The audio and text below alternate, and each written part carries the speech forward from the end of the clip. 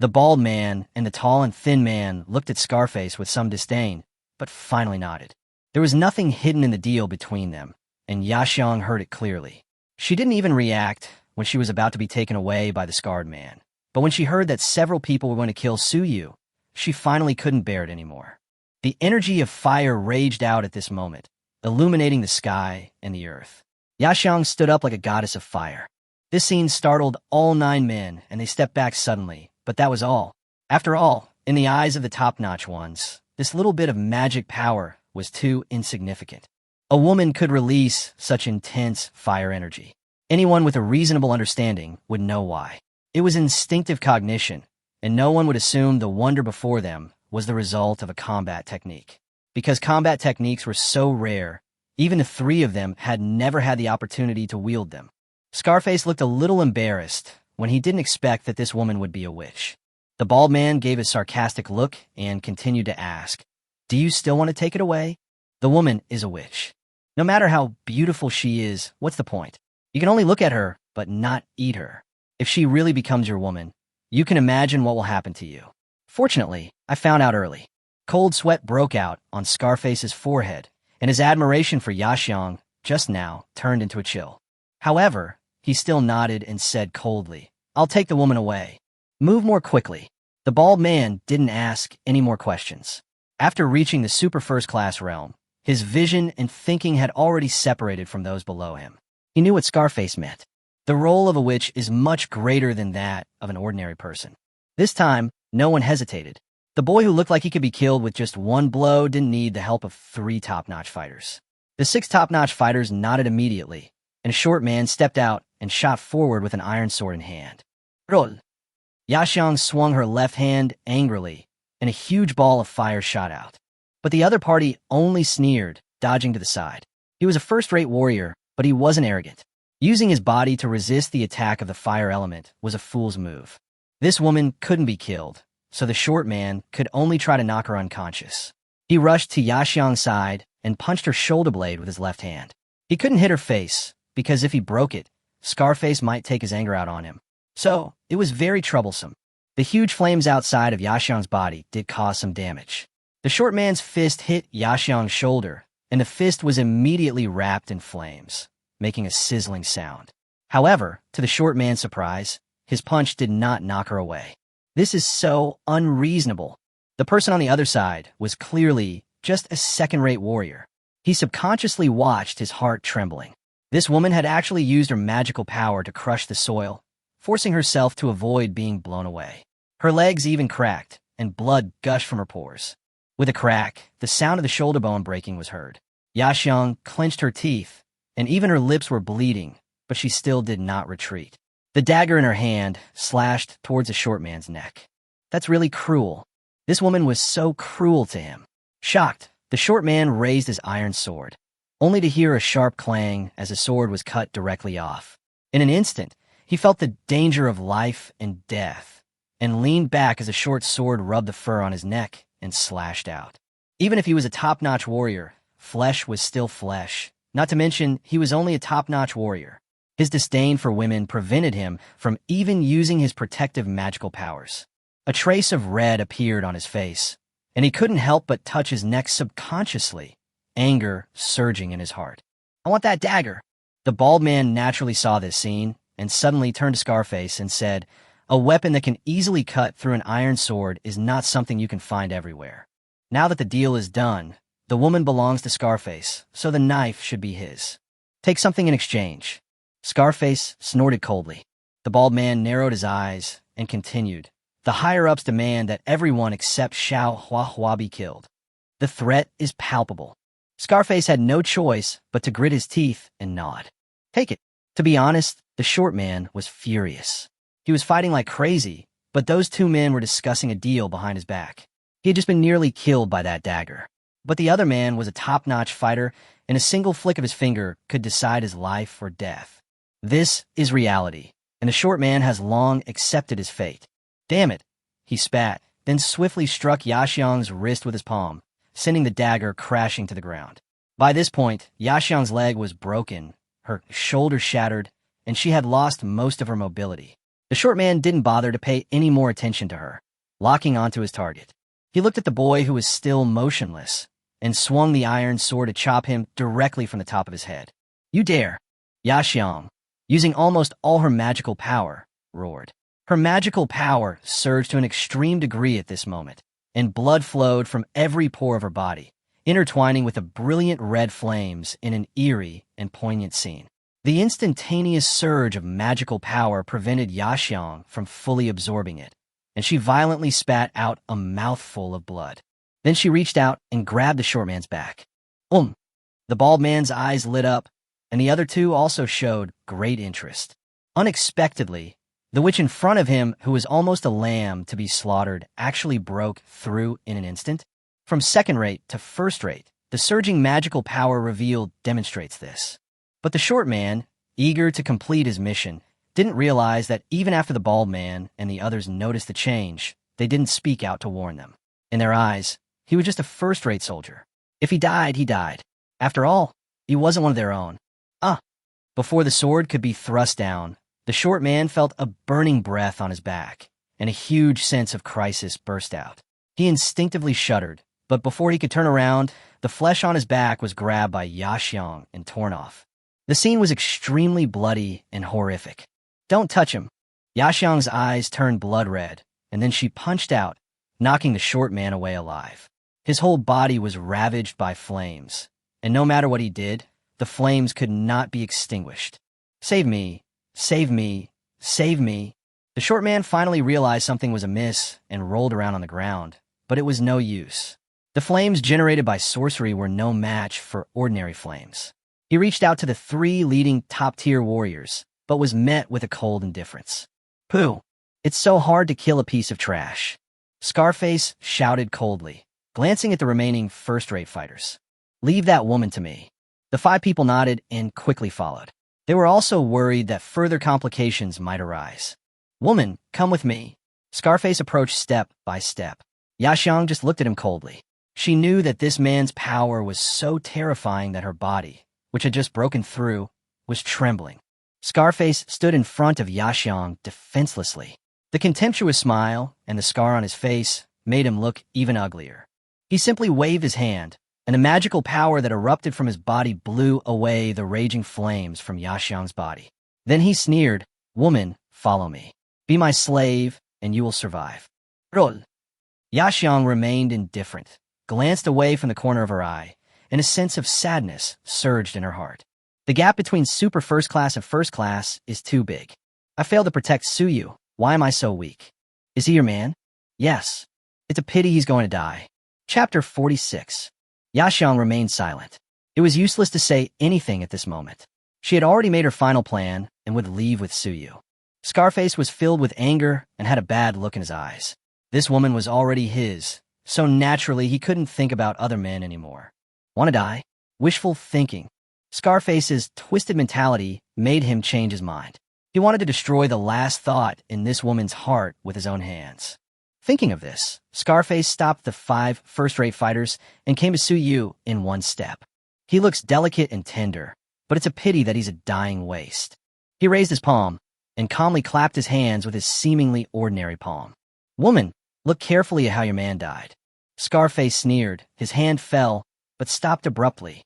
The smile on his face froze, his muscles were frozen, and his eyes showed disbelief.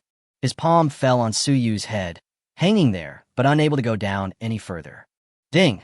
The host has successfully broken through the top-notch level. The replacement mall is opened, and the data is updated. A familiar voice came from my ears. A shopping mall? This feature should be very good, but I don't have time to take a closer look right now. Suyu, who was sitting cross-legged on the ground, gently lifted her eyelids. As her eyes were revealed, the expression on Scarface's face gradually changed from calm to fear. What the hell is this? Suyu's eyes, originally black, turned into a mixture of black and white, with black and white dots interspersed, constantly shifting, a strange and terrifying look. Furthermore, the moment he regained consciousness, all the magical power surrounding the boy seemed to vanish, turning into a pool of stagnant water. Scarface's palm tried to shatter his skull, but was blocked by an external force, preventing him from advancing even a bit. This seemingly harmless boy was like a ferocious beast. Scarface was frightened just by looking at him. "What are you still standing there for? Get started." Scarface felt strangely frightened. Ever since he'd broken through to the top tier and become a master, how long had it been since he'd felt afraid? Besides the great wizard, was there anything else these top-tier warriors feared? He needed to test the boy's strength, but he couldn't be the guinea pig. The 5 top fighters looked at each other in bewilderment. Even the dumbest of them knew something was wrong. But the words of a top-notch warrior are orders, and they cannot resist. 5 men picked up iron swords and stabbed down together. However, a scene that shocked everyone appeared. Thick white magic power condensed outside the body, forming a strange shape. The 5 iron swords could no longer penetrate the magic power as soon as they touched it. Suyu raised his eyelids, his brain quickly comprehending the situation before him. Yaxiang's somewhat miserable appearance made his heart ache. He glanced at everyone in front of him and finally understood what the world will said in the fantasy world. Go beyond your limits, break the rules of the world, and become the best. Even the woman Suyu loved and deeply admired now seemed so weak in his eyes. He could feel the frail hearts of these people. They were beings beyond the reach of ordinary humans. Below the top, they were all ants. First-rate warriors were the pinnacle of the world. Excluding the bonuses of sorcery and combat skills, their strongest strength was only 700 to 800 kilograms. However, super first-rate warriors soared to the top, easily possessing strengths of 2,000 to 3,000 kilograms, and even possessing a massive 5,000 kilograms, making splitting rocks as easy as eating or drinking. He couldn't help but feel a little scared. If he had really been played a prank by the will of the world, he would probably have turned into an emotionless machine by now. Suyu's eyes passed the scarred face and fell on Yaxiang's pale face. Her voice was cold. "When I am happy, I am only second to one person. When I am unhappy, I am only second to one person." The conversation turned cold. Suyu stood up, and the 5 first-rate warriors beside him were almost directly blown away by the magic power, spitting blood and falling to the ground. He threw a punch at Scarface, plain and ordinary, and Scarface subconsciously raised his hand to block it. A serious punch. Facing the enemy who bullied his woman, he was too lazy to say a word. Then, Scarface was smashed away with a bang. Suyu took a step forward and came to Yaxiang's side, gently hugging her weak body. "I'm glad you're okay." Compared to herself, Yaxiang was more concerned about Suyu's health. She reached out and touched the boy's face, which made Suyu's eyes red. When was it that, besides her parents and sister who gave birth to her, who else cared about her so much? Yaxiang was seriously injured, so Suyu didn't dare to hug her too tightly. He touched Yaxiang's head lovingly, feeling a mixture of guilt and anger in his heart. Suyu took off her linen clothes and spread them on the ground. Then she held Yaxiang and put her on clothes. Her eyes were full of tenderness. She stroked her face and said, "Wait a moment. I'll go beat them to death." Scarface was already standing on the ground. The bald man and the tall, thin man were also shocked. They had been watching the fight from the beginning until now, and they had been thinking the same thing as Scarface. The boy's sudden display of magical power was too brutal, and they didn't dare to act rashly. Since Scarface was closest to him, they naturally didn't need to make any attempts. "What should we do? That kid must have just broken through to the super first-rate level." The bald man's face was solemn. This development was beyond everyone's expectations. "Let's go see Scar first." As the tall and thin man spoke, 2 people quickly approached the scarred man. At this time, Scarface stood quietly on the ground, motionless. After the previous attack, he stabilized his body in the air and fell down. The bald man immediately snorted coldly. "The situation has changed. That guy's become super first-rate. Let's join forces." Top-notch soldiers are not easy to come by. If they don't join forces, unless their magical powers are exhausted, I'm afraid they will have to fight for too long. What they're doing now is not glorious in the first place. If they are delayed until the great wizard of the White Tiger Alliance finds them, they will be completely finished. Delay will lead to changes. Now is not the time for intrigue. If the mission goes awry, we won't be able to explain ourselves when we return. The tall and thin man reminded them that although the 3 of them were on the same mission, they belonged to different tribes. The bald man and the scarred man had always had conflicts. If they still had their own ulterior motives, no one would be able to escape punishment when they returned. Wow! What responded to them was a mouthful of blood from Scarface. Only then did they notice that there was a fist-sized dent in Scarface's chest. His face was slightly pale, and his eyes were full of shock. Shit. He then slowly uttered a few words. The blood clot he had just mouthed blocked his chest and almost suffocated him. I really misjudged him. This guy's really good at hiding things. What's wrong? Asked the bald man. He's quite strong, almost as strong as me. Fortunately, I defended against that attack just now. Otherwise, I would have suffered a great loss. Scarface spat out blood again with a hateful expression. The tall and thin man's eyes flickered when he heard this, but he remained confident. It's okay. The three of us are more than enough to deal with him. Don't waste time. It will be more troublesome when daybreak. Have you finished discussing this? Suyu on the opposite side kept clenching his fists in front of his chest and shaking his head a few times. He was not quite used to his new power. This strength was beyond his original worldview, so he needed some time to gradually adjust to it. He looked at the three people in front of him coldly and caught a glimpse of Xiao Huahua and Xiao Hunyang, who were thrown aside out of the corner of his eye. The fist filled with magic power, opened and clenched, felt so different from before. Now I'm going to beat you to death. Who's in favor and who's against? Chapter 47. He had just broken through to the top-notch fighter level and was fighting 3 veteran top-notch fighters alone. Unless he had a problem with his thinking.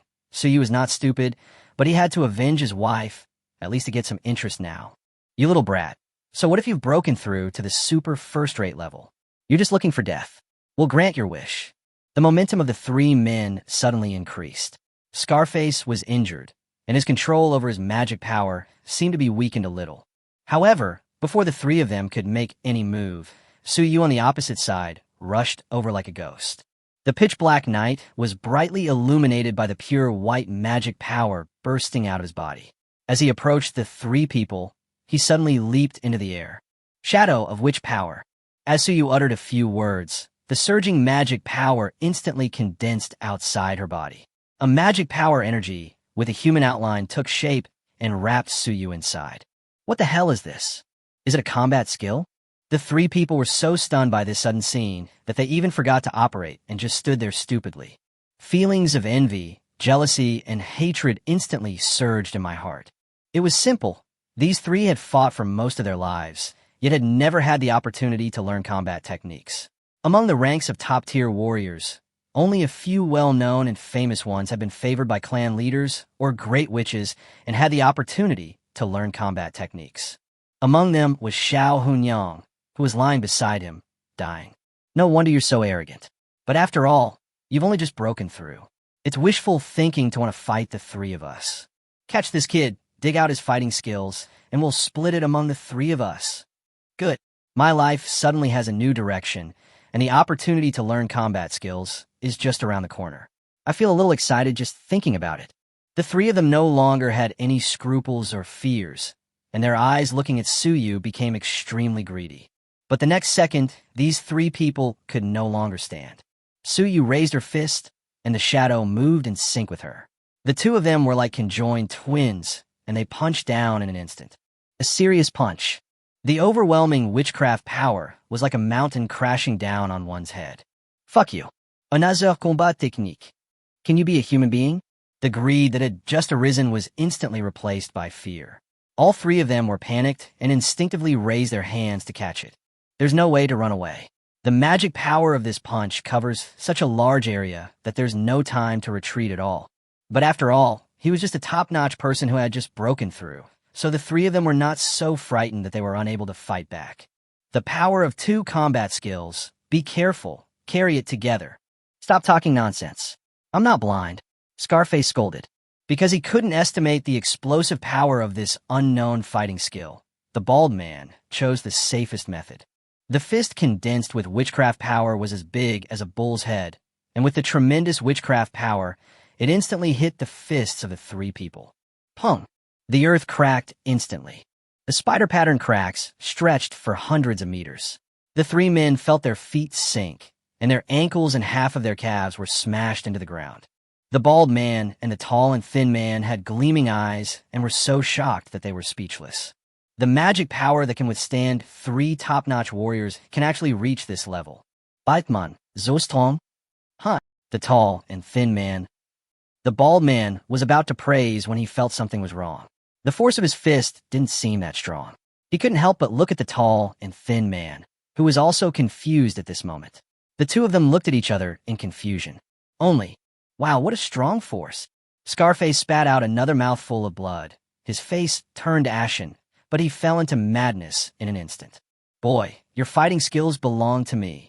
Take it if you want it. Suyu snorted coldly and punched again. Pong. Ah, poof. Ah, oh. Some people's mentality has quietly changed. After a few punches, Scarface vomited 3 liters of blood, his calves already buried in the ground. But something seemed off. Damn it, everyone's getting beaten. Why am I the only one vomiting blood? The two bald men, though equally covered in dirt, still had rosy complexions. Scarface finally reacted and looked at Suyu angrily. Why the hell are you only targeting me? Suyu sneered. Dare to bully my woman. Why do you say so? The fist force was concentrated at one point and fell down again with a loud bang. This time Scarface was really panicked and started shouting. What the hell, you two bastards? Why don't you help me? Good. The bald man and the tall and thin man responded bravely. Then all their magic power burst out, fierce and terrifying, and then they slowly rushed forward with their small fists. It is better to let my friend die than to let me die. This principle is really sweet no matter where it is. Fuck. If Scarface doesn't understand this, he must be really stupid. But the sandbag-sized fist was pressing directly against his face, leaving him no time to think. Pung. You little bastard, I want you dead. Ah, poof. Bald, you two will die. Ah, poof. Even if I become a ghost, I won't let you go. I'll puff. After being hit by more than a dozen punches, Scarface's body was half buried in the ground, covered in blood, and his face was terribly pale. However, the physique of a top-notch warrior is much tougher than that of an ordinary person.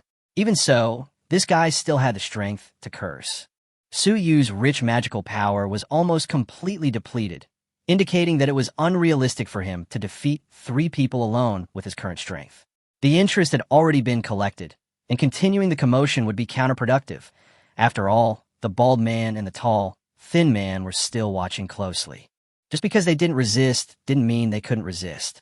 Seeing Scarface being humiliated was just the result of their accumulated resentment and fear of Suyu's unknown strength.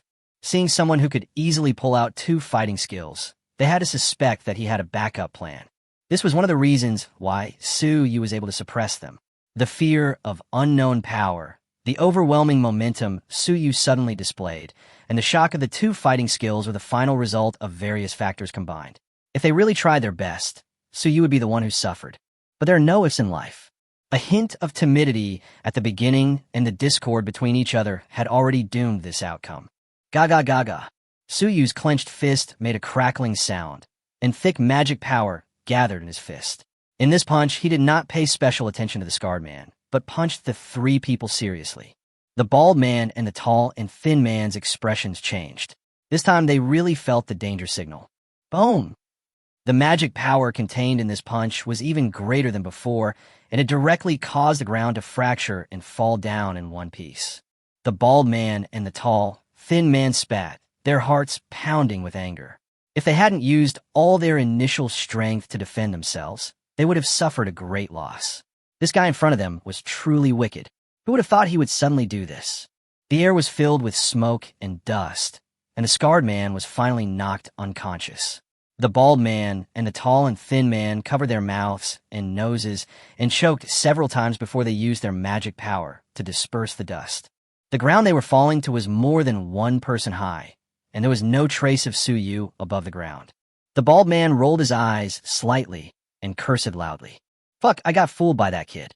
A top-tier warrior wasted so much magical power fighting like that. After just beating up the 3 of them, how much magical power would he have left? He was a top-tier warrior himself, so how could he not know this? The continuous shock and the desire to survive had actually made him lose his ability to think. He and the tall and thin man pulled the scarred man out of the ground, landed directly on the ground, and then glanced around. Not only Suyu and Yaxiong, but even Xiao Hunyang and Xiao Huahua were taken away. A top-notch warrior has a strength of 4,000 to 5,000 pounds, so it is easy for him to carry a few people and run away. And that kid was too fast. He disappeared completely in just a few seconds. What now? The tall and thin man looked at the scarred man who was beaten half to death, with a gloomy expression. The bald man touched his bald head, glanced at the scarred man, recalled what he had just done, and a cold look flashed in his eyes. We must do it once and for all. We can't keep this thing. The tall and thin man understood the bald man's thoughts. This was no longer just a personal grudge. He nodded, opened his palm, and the magic power flowed in his palm. With a cold expression, he grabbed the ugly face of the scarred man. Pah! After a struggle, red and white splashed everywhere, leaving only a headless corpse. Bring them back, and we'll have a testimony. After finishing everything, the bald man pointed at the 5 first-class fighters who were still unconscious. Good. Chapter 48, Dark Night, 2. Suyu ran wildly all night without stopping. Because he couldn't predict whether there was a great which among the people he was hunting. He gently held Yaxiang in his arms, his free right hand holding the sturdy Xiao Hunyang, with Xiao Huahua tucked under his arm. Honestly, if he hadn't achieved superclass strength and possessed 1,000 pounds of strength, he wouldn't have been able to take both of them away. It was too easy to expose one's vision in the wilderness, so Suyu observed the map radar while correcting the direction and hid in a forest in the early morning. Now that his 5 sensitive senses could clearly detect the slightest noises around him, Suyu found a natural cave under a valley. After leaving the 2 women of the Xiao family aside, he looked at Yaxiang, who was in his arms with one arm around his waist. Since she started to run away, Yaxiang has been staying awake, snuggling tightly in Suyu's arms. She raised her face, met Suyu's distressed and guilty eyes, and smiled. I'm really fine. Put me down. If nothing happens, then something fishy must be wrong. Suyu spread her linen clothes on the ground so that Yaxiang could lie more comfortably. Then she checked her injuries, her brows furrowing deeper and deeper. Both of his legs were broken, his internal muscles were injured, his shoulder blades were shattered, and there were even bone spurs protruding from his flesh. The magical power in his body was also in chaos. He must have been shocked by Scarface's magical power in the end. Does it hurt? Suyu rubbed Yaxiang's pale face, feeling indescribable pain in her heart. She had obviously broken through to the top level, but she had no useful treatment methods. Yaxiang shook her head, as if showing off, but her voice was extremely weak. Suyu, I am already a first-class warrior. I can protect my people. I know. Suyu's heart ached even more, and her hands trembled as she caressed Yaxiang. But I want to protect you more. Yaxiang's eyes dimmed, and a crystal glint passed through the corners of her eyes. This was the first time Suyu saw Yaxiang cry, and she cried for herself. You did a great job. If you hadn't been by my side, I might have died. Suyu was very annoyed and hugged Yaxiang in her arms. He searched for a way to treat Yaxiang and soon thought of the exchange mall that had been opened earlier. Open the mall. Suyu was a bit confused, as there weren't many items available for exchange. There seemed to be an error in the mall, and some items had garbled codes. Could it be that the world's will had intervened, and the mall's functions had been compromised? Suyu found the medical category in the category, and there were some scattered, low-level medicinal herbs from Blue Star and herbs from this world. Suyu's favorability was now only a mere 300. Luckily, topical medications were relatively cheap, so she spent 100 on them. However, this didn't solve the underlying problem. Yaxiang had damaged her bones, so how much could topical application alone achieve? I scrolled down again and finally saw a medicine in the last few lines of the page. Life Potion, exchange price, 200 favorability points. Effect, enhances life recovery and automatically repairs all wounds in the body, but the effect is slow. The more serious the wound, the longer the recovery time. There are also powerful life potions, powerful conditioning potions, etc., but the favorability points required to exchange them are too high, and Suyu can't afford it now. Without hesitation, Suyu replaced the life potion with a bottle similar to mineral water. The liquid inside was emerald green. Suyu picked up Yaxiang, opened the bottle cap, and put it to her mouth. Yaxiang stared at the unknown liquid that suddenly appeared in Suyu's hand and subconsciously asked, "What is this? Drink it quickly. It will make you feel better." Opening her chapped lips, Yaxiang took a few sips without hesitation. The taste was slightly bitter, and the cool feeling that moistened her throat was quite comfortable. Drink more, you'll get better soon. Actually, drinking too much has its limits, and Suyu simply wanted to comfort herself. Yaxiang nodded, took a few more sips, and then stopped. I can't drink any more. my stomach feels bloated. Suyu reached out and touched it. Her smooth lower abdomen had begun to heat up, which must be starting to work. Lie down slowly. I'll apply medicine for you. There was a little more than half a bottle of life potion left. Suyu put it away, then took out the external ointment she had bought at the beginning and applied it to Yaxiang very gently, little by little. After applying the medicine, Suyu sat cross-legged beside Yaxiang, placed her 2 long legs on his legs, and began to gently massage her thighs. He was very careful not to touch her calves because they were injured. Suyu really didn't want to just stand there and watch, so as long as he could help Yaxiang relieve her pain, he would do it. Lying flat on the ground, Yaxiang looked at the busy boy in front of her, and a look of heartache appeared on her face. Her heart felt warm and full of happiness. Suyu, it's great to meet you, Yaxiang suddenly said. Hey, me too. Suyu grinned, feeling that Yaxiang's mental strength was gradually recovering, and suddenly said, Don't do this in the future. I don't want you to get hurt, and I don't want to lose you. Yaxiang's eyes seemed to melt as she looked at Suyu moistly. She raised her hand and gently pinched Suyu's face, her voice firm and gentle. I said, No one can hurt me anymore except you. I don't want to lose you either. I haven't even given birth to your child yet. Give birth when we get back. Suyu giggled and leaned over to kiss Yaxiang's lips. The two of them closed their eyes and enjoyed it for a while, but were interrupted by a sudden cough. Xiaohuahua woke up. He coughed out a stream of blood that was pressing on his throat, woke up, and looked up at the dirty and dark cave. He was a little dazed, as if he remembered something, and suddenly sat up in fright. Tiger Mother. A sharp, almost shrill sound echoed in the cave. She looked around in panic and found Xiao Hunyang lying beside her. Seeing the glaring wounds on her body that she had suffered while protecting herself, tears immediately fell like a spring. Once upon a time, she also tried her best to save herself in this way. From childhood to adulthood, she has always protected herself in this way. How could she be so stupid? Was it just because she called her sister when she was little? As a child, Xiao Hunyang was not well received by her tribe. Her parents died young, and she ate a voracious meal, consuming the equivalent of 3 people. In a time of food scarcity, this scared off those who wanted to take her in. At just 8 years old, she was abandoned by her tribe and left in the wilderness, where she lived a solitary life, eating roots, drinking rainwater, and sleeping with wild animals. 2 years passed in the blink of an eye, and no one knew how Xiao Hunyang survived. Until she was met by Xiaohuahua, who was 2 or 3 years younger than her. She secretly followed her father out to play and ran into Xiao Hunyang, who was wrestling with a wild boar. The mad wild boar almost hurt Xiaohuahua, and she was rescued by Xiao Hunyang. As a result, her arm was poked with a hole by the wild boar's tusks. At this point, Xiao Hunyang was taken back by Xiaohuahua. At that time, Bai Hu was still just a tribe, and Xiaohuahua's father had just broken through to the super first-class level. Tiger Mother, wake up, wake up. I don't want you to protect me forever. I just want you to wake up now. No matter how Xiaohuahua shouted, Xiao Hunyang was like a dead person, without any movement.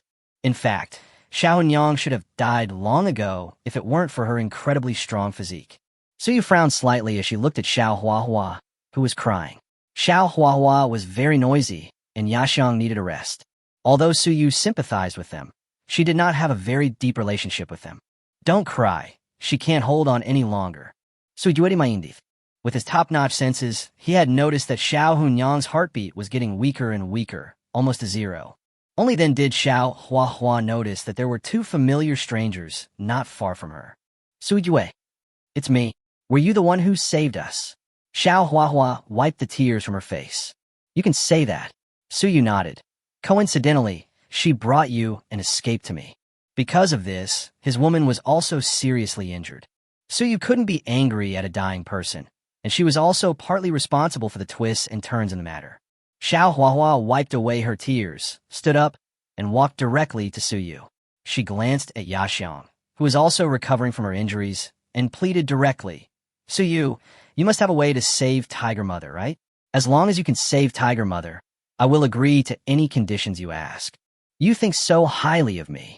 Suyu Ismail dan Khapili. She had just been so anxious trying to save Yaxiang that she was completely lost. Furthermore, Yaxiang's injuries were not even on the same level as Xiao Hunyang's. He wanted to shake his head, but suddenly remembered the effect of the life potion. This thing might really be able to give Xiao Hunyang a breath of life. I'm sorry, I can't help it. Suyu hesitated for a moment before shaking her head. She had left the potion for Yaxiang, and Yaxiang was her woman. There was no need to choose between the two. Xiao Huahua was incredibly clever.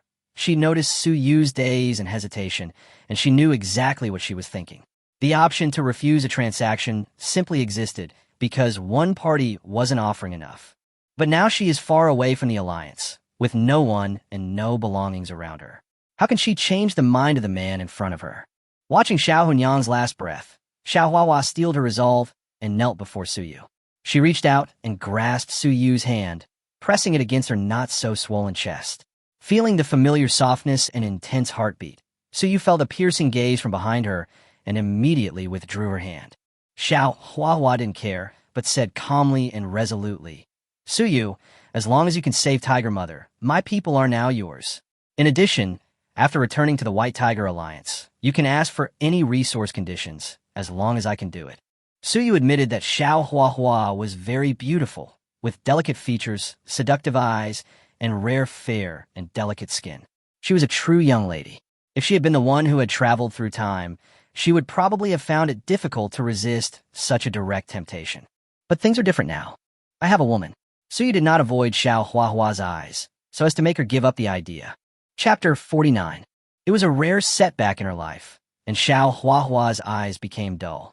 With her conditions, there were countless men in the alliance who wanted to possess her, but she had used her body as the price, and still failed. You really aren't normal. Xiao Huahua smiled bitterly. Ever since she met Su Yu, she had analyzed this strange boy and felt that he was completely inconsistent with the rules of this world and was full of contradictions. His love for his woman made her a little jealous. Xiao Huahua even looked at Yaxiang behind Su Yu with some envy, but Yaxiang turned her face away. She didn't like this woman who seduced her man in front of him. Su Yu thought Xiao Huahua would give up, but she gritted her teeth and took off her tiger fur coat. Her white body was like tempting food, attracting Su Yu's attention. Su Yu just admired it for a moment, and her eyes were covered by a pair of hands behind her, the kind that doesn't even leave a trace between fingers. Ahem, miss, I told you, I have a woman. You'd better put on your clothes. Su Yu said helplessly. I know. Xiao Huahua's voice returned to its cold and clear state. She turned to look at Yaxiang and said, I sewed the combat manual into my fleece coat. Combat skills. Yaxiang was stunned and a little surprised. She lowered her eyes and looked at the woolen coat that Xiao Huahua placed on Su Yu's legs. She unconsciously pulled her hand back. A scene of white came into her eyes, but Su Yu, hindered by Yaxiang behind her, could only turn her face away and look down at the sweater. As long as you promise to save Tiger Mother, I will give you this combat skills book. From the moment she offered to give away her body, Xiao Huahua had no reservations. Are you sure? Isn't it the reason you and Xiao Hunyang ended up in such a miserable state? Su Yu raised her eyes and looked directly into Xiao Huahua's. The whiteness under her neck was like an iceberg and like an abyss. Su Yu had no choice but to grab the sweater and cover her up again. What's the use of fighting skills? They're dead things. They can't compare to my tigress. There was no hesitation in Xiao Huahua's eyes, and Su Yu admired her for her true nature. Exchanging fighting skills for Xiao Hunyang's life, it was a win-win without having to think about it. This time, without waiting for Su Yu to express her opinion, Yaxiang grabbed Su Yu's waist from behind and agreed directly. Su Yu, if you can save her, then agree to her. You want it? Su Yu was surprised. Yaxiang shook her head, even feeling a little contempt in her heart. Why could her man be so stupid sometimes? Su Yu immediately understood and touched Yaxiang's head, feeling extremely warm in her heart. This woman always seemed to be thinking about him. Okay, I'll try. Su Yu smiled and immediately said to Xiao Huahua, I promise you. He stood up and walked in front of Xiao Hunyang. He took out the remaining half bottle of life potion from the system space, opened Xiao Hunyang's mouth, and poured it in her mouth bit by bit. Xiao Huahua watched quietly and nervously from the side, her hands clenched tightly in front of her chest. Only when she saw Xiao Hunyang's chest begin to rise and fall, noticeably did her heart finally settle down. I'll take out the fighting skills later. Xiao Huahua put on a fleece coat and spoke to Yaxiang, who was half lying beside her. Good. He is very capable and a good man. Xiao Huahua suddenly said again. The expression on Yaxiang's face became slightly smug, and her mouth turned up. Thanks, he's my man. For some reason, Xiao Huahua felt a little sour. At night, Suyu made a bonfire, and the flickering flames made the small cave suddenly much warmer. Xiao Hunyang's injuries were very serious, so the life potion had to heal her much more slowly. Her vital signs had stabilized, but due to excessive blood loss, she still needed a lot of rest. Xiao Huahua sat beside Xiao Hunyang and took care of her carefully. Would you like to eat something? Suyu said, holding a reindeer she had just caught. The meat was pretty good. Yixiang nibbled gently on the side, her expression indifferent. She had taken advantage of this young lady, so giving her some food was understandable. Thank you. Xiao Huahua walked over and took the fragrant roasted meat, which was sprinkled with some fine salt. I took a light bite and found it crispy on the outside and tender on the inside, and it tasted pretty good. Just when he was about to praise them, he found that the meat in Su Yu and Yaxiang's hand seemed a little different from his own. Why is there a layer of red liquid on their flesh? There was also a strange, pungent aroma in the air. Seeing the two people eating with gusto, Xiao Huahua suddenly felt that the meat in her hand was not tasty anymore. This was unfair treatment. Sujue, what's wrong? Suyu raised her head, with some chili sauce still on the corner of her mouth. This is the last bit left. What's on the meat you're eating? Why does it smell better than mine? Forehead. Why can't you just pretend you didn't see it? Suyu was speechless, but finally explained. It's an ingredient over there called chili sauce. Can I have some? Xiao Huahua couldn't help but drool just by smelling the flavor. Suyu was speechless. I was just about to throw away the bottle. He took out the empty bottle with some residue left in it. Why don't you pour some water in it and shake it? Maybe you can taste it. Okay. Xiao Huahua was discouraged, but it was better than not being able to eat it. After all, she was also very curious about this chili sauce. He mixed some water in the glass jar, shook it, and then poured the water little by little onto the warm meat. After taking a bite, he looked at Suyu and said, "What is this bottle made of? I have never seen it before. It must be the technology you have there. Ah, it's delicious." The chili sauce diluted with water is naturally not too spicy, and people who have never eaten it will find it both novel and delicious. Ma, what did you do? You ask so many questions. Suyu rolled his eyes. He knew that even if he explained, the other party would not understand, but he still smiled evilly and explained. It seems quite interesting to let this smart young lady experience her own ignorance and feel the malice of society. Suyu pointed to the glass bottle and said, "This is an amorphous, inorganic, non-metallic material. It is generally made with quartz sand, borax, barite, barium carbonate, limestone, soda ash, etc. as the main raw materials, and a small amount of auxiliary raw materials is added. The main component is silicate complex salt, which is an amorphous solid with an irregular structure." Oh, I get it. It's extracted from stones and sand. Xiao Huahua's eyes brightened. Her ability to understand was a little scary to some extent. Almost. Right. So his smile twitched. She didn't expect that this young lady would be so interested in strange things. She didn't feel frustrated at all. What about the chili sauce? It's made from an edible herb mixed with other ingredients. We have it grown in our clan's land. The pepper seeds were also a reward for a 10-draw draw, and no one knew how the peppers were doing. Xiao Huahua was in a state of excitement, and the look in her eyes when she looked at Su Yu became increasingly strange. After a long moment, she asked suspiciously, "Are you really not from the forest elves?" "No." Speaking of this, Su Yu asked back, "Did you get that mother stone from the forest elves?" "Yes. I saved her, so she gave me this, but she didn't tell me what it was used for." Xiao Huahua looked at Su Yu with burning eyes and expectation. But this time, Su Yu did not respond to her, but rolled her eyes at her. "Don't think about it. I won't tell you this." "Okay." Xiao Huahua sighed, feeling a little restless as she couldn't find the true answer.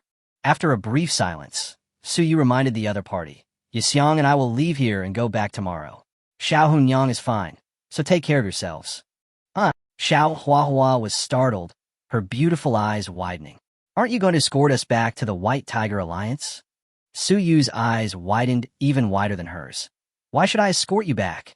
"That's right." Xiao Huahua felt a little ashamed, as they were not related at all. However, she still didn't want to give up. She pleaded with him, "We've lost contact with the great shaman of the White Tiger Alliance. Those who are chasing us won't stop. Tiger Lady and I are in this state now. How can we go back? If you can rescue us from those people, then you will definitely be able to send us back." The fact that there were even 3 top-tier fighters among the pursuers was enough to prove that Su Yu was definitely not weak. Xiao Huahua had an inexplicable trust in this boy whom she had only met once. It doesn't matter. Su Yu waved her hand and said, "Don't even think about it. I'm already lucky enough to save Xiao Hunyang's life. It's impossible for me to escort you back. If we go back like this, it would be tantamount to committing suicide," Xiao Huahua muttered. However, no matter how Xiao Huahua acted pitiful or looked weak, Su Yu was not interested at all. He simply hugged his woman and went away sweetly, which made Xiao Huahua jealous. Or maybe Yaxiang couldn't stand the embarrassment anymore, so she pinched Su Yu's nose, and then the two of them laid down in each other's arms, hugging each other and facing away from Xiao Huahua. The atmosphere in the cave became strange, warm and ambiguous on one side, bitter and sour on the other, with a faint pungent smell lingering in the air. Finally, Xiao Huahua pouted, used her fleece as a blanket, and fell asleep close to Xiao Hunyang. In the early morning of the next day, Su Yu and Yaxiang packed up and were about to leave when they saw Xiao Huahua, who was dying, sitting up in shock. As if she had made some important decision, she said to Su Yu, "I have decided. I will follow you back to your tribe." Vang Defa. Chapter 50, no more explanation. Thank you for the gift. Xiao Hua was not crazy. This was the decision she made after careful consideration all night. Xiao Hunyang didn't know when she would wake up. The great shaman her father had arranged hadn't been contacted. She had no idea where this place was or how far it was from the White Tiger Alliance. She had no idea whether the group that had robbed and killed her had given up. Everything was very unfavorable to Xiao Huahua. Going back in such a bad state, it's really no different from seeking death. Therefore, if you want to survive well, you must at least wait for Xiao Hunyang to wake up and recover her strength, which will take an immeasurable amount of time and a tribe to rely on. To be frank, you need someone you can trust. Su Yu undoubtedly meets all the requirements. I don't need you to do anything more for me and Tiger Lady. Just take us to your tribe to live for a while. Once Tiger Lady fully recovers, I'll find my way back to the Alliance. Xiao Huahua stated her conditions. She knew she couldn't ask too much of Su Yu right now, as that would be offensive. Su Yu was her only lifeline, and she couldn't let her own foolishness ruin her. I will give you several times as much resources as a thank you for everything Tigress and I have used during this period. Furthermore, I can swear an oath to God that I will not reveal any information about your tribe to anyone after I return. A heavenly oath is a blood oath sworn by a great, which when they pledge their allegiance to the clan leader for some condition. If violated, they will be met with the wrath of heaven and die suddenly. Su Yu used to think that the concept of divine punishment was too hypocritical, but after encountering the will of the world, he realized that the heavenly oath might be real. It's no wonder that those great witches who have sworn a heavenly oath are so absolutely loyal to it. Su Yu was impressed by this woman who could do this. She was indeed very smart and incomparable to the woman in her family who could only dig tree holes. Su Yu looked at Yaxiang. Yaxiang was unusually not resistant. Because of the battle skills, her attitude towards Xiao Huahua had changed a lot. "If you're just staying for a while, I don't mind," Yaxiang commented. "Everything has its pros and cons. The benefits of taking Xiao Huahua back are the resources she recognized and the favor of a great witch in the White Tiger Alliance. The disadvantages have been completely eliminated by Xiao Huahua herself, and her oath is the most effective thing. So, this woman was very smart and guessed all the things that would make Su Yu worried. They were both women, so even if they brought it back to the tribe, it wouldn't be a big problem. Furthermore, the value of that combat skill book was definitely not something Xiao Hunyang could compare to. Su Yu looked at Xiao Huahua, who had a determined look in her eyes. "Okay." Xiao Huahua swore an oath to heaven. As if due to the intervention of the world's will and rules, her mind suddenly went blank for a moment, and she held her head in pain for a long time. Having said this, Su Yu stopped hesitating, grabbed Xiao Hunyang, and took the two of them out of the cave. After entering the forest he was familiar with, Su Yu no longer took detours because he knew that there was nothing in this forest that could pose a threat to him. 2 days later, Su Yu brought Yaxiang and Xiao Huahua back to the clan. As soon as she arrived at the gate of the clan territory, Xiao Huahua was stunned. From the very beginning, after entering this area, huge earth pits can be seen everywhere, and the camp is surrounded by a layer of obstacles made of sharp wood. She had never seen these things in her life, and was so shocked that she was stunned. "Su Yu, what are these?" Thorn fence, Suyu said without turning his head. He was in a hurry to go back to see Kokoro. He hadn't seen her for a while and missed his petite and lovely wife a little. It took Xiao Huahua just a dozen seconds to observe the fence. She clapped her hands in front of her chest, her eyes shining. I understand. This design is used to resist wild beasts, and it can also stop the sudden attack of ordinary tribe warriors. You know this again? Are you the king of understanding? Suyu rolled her eyes. During this journey, whenever Suyu said something interesting, Xiao Huahua could always understand and explain the general idea in a very short time. It must be said that this woman's thinking, logic, and observation ability were extremely strong. Me, I'm afraid all of my little tricks from Blue Star will be learned by her. Shouldn't I bring her back? Is it still too late to kill her now? Pulling Xiao Huahua, whose eyes were sparkling, he entered the tribe. The busy priestesses stopped what they were doing and cast surprised glances at Suyu and Yaxiang. Hello, Elder Su. Hello, Sister Jiaxiang. Elder Su and Yaxiang are back. Do you need me to notify Chief Winnie? The guards are all helping to build the fence on the west side. How about I take you there? I'll go over and take a look first, and then I'll go find Winnie later. Yaxiang suddenly nodded and said to Suyu. In the past 2 days, Yaxiang's body has fully recovered. After returning to the tribe, she seemed to have become her former self again and began to worry about the tribe's affairs again. Suyu felt a little distressed, but couldn't resist Yaxiang's stubborn character, so she could only touch her head and nodded in agreement. Suyu smiled back at the tribesmen along the way. She had clearly told them to just call her by her name, but these women always forgot. Suyu knew they were showing respect to her, but the title of elder was too harsh. So you are the elder of the tribe? Xiao Huahua was shocked. She had always thought Suyu was just a warrior of the tribe, and this tribe was indeed, as the White Dove Guard had described them, rather impoverished. Their clothes were old, their food simple, yet everything about them was strange and strange. Why are there so many women in the tribe, and almost no men in the camp? Are they all out hunting? And why are there strange stone houses among the many animal hide tents? Xiao Huahua, full of doubts, was brought by Suyu to the door of a big tree hole. Winnie had already heard from her tribe members that Suyu had returned and was just about to go out to greet her when she ran into him. Suyu, you are finally back. I was almost scared by that girl Kokoro's questions these days. Winnie frowned cutely and behaved dignifiedly. She was slightly stunned when she saw Xiao Huahua beside Suyu, including the big guy who was being held in Suyu's hand. Xiao Huahua had a naturally elegant temperament, much like Winnie, as they were both born into wealthy families. After staring at each other for a few seconds, Xiao Huahua lost her composure and immediately ran to Winnie, reaching out and lifting her plush coat, staring in shock at the lining underneath. The translucent silk underwear is completely different from the plush clothes outside and seems out of place. Xiao Huahua, well done. Chapter 51, The Journey Begins 1. Winnie obviously noticed Suyu's gaze. Her cheeks flushed, and she hurriedly reached out to pull the plush coat to cover herself. But the half-covered look made her look even more seductive. What are your clothes made of, and why are they so beautiful? Attracted by new things, especially extremely beautiful things for women, Xiao Huahua's brain had short-circuited, and she was completely unaware of her reckless behavior.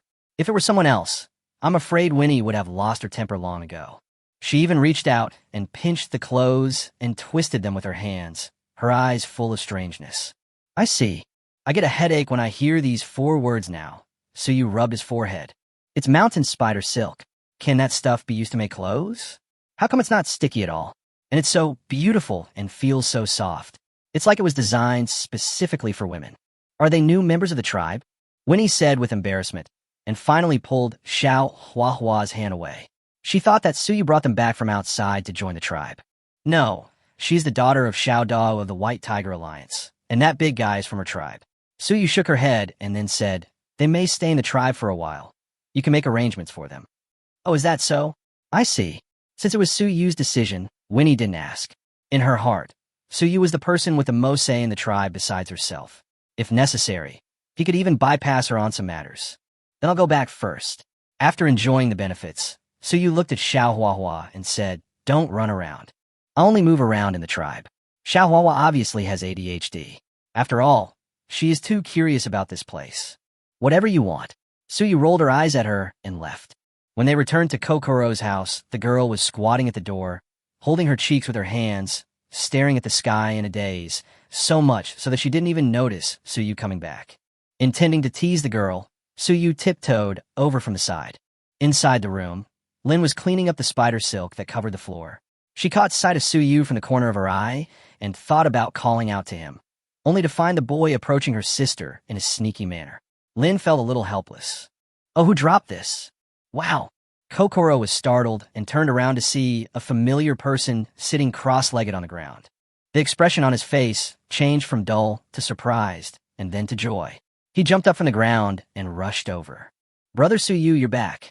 Do you miss me? Think. Kokoro blushed. How much do you miss it?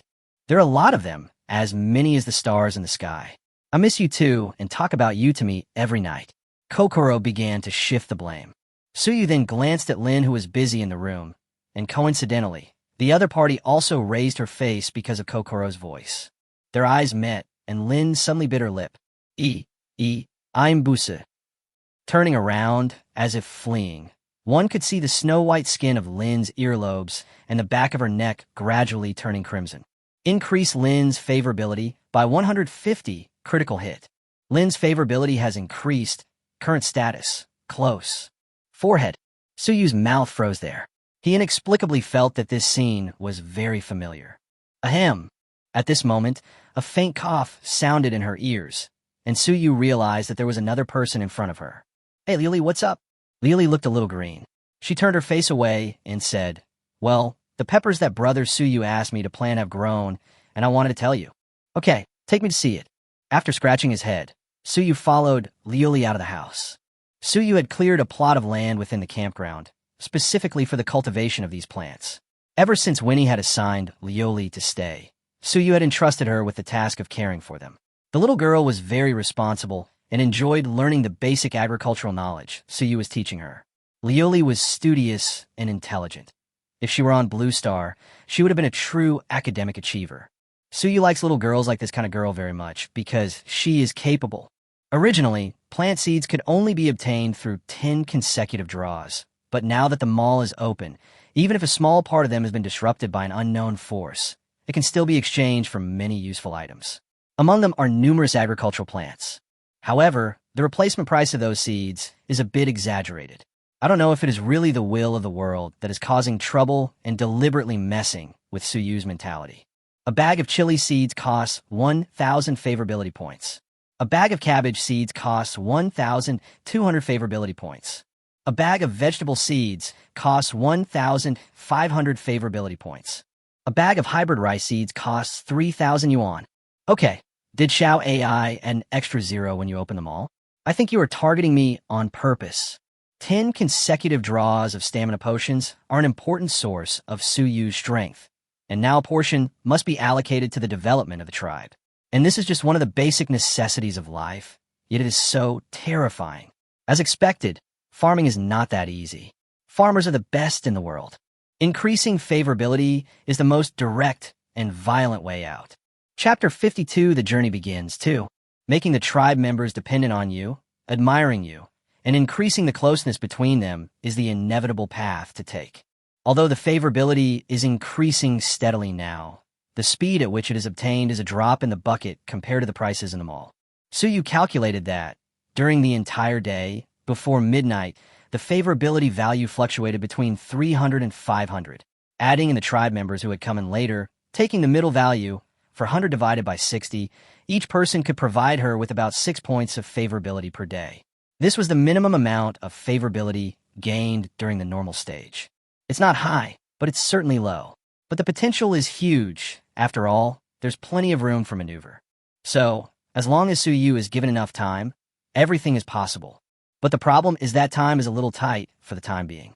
After all, in 1 year, Suyu will face the first encirclement and suppression mission from the Crescent Moon tribe. This is the primary focus he needs to consider right now. Improving the group's combat effectiveness, enhancing one's own combat effectiveness, and improving the group's living conditions are all essential tasks. A group that lives comfortably and affluently will find it much easier to absorb smaller roving groups and tribes. This is also the main reason why many small tribes prefer to become affiliates of larger powers. To do these things, you need a plan.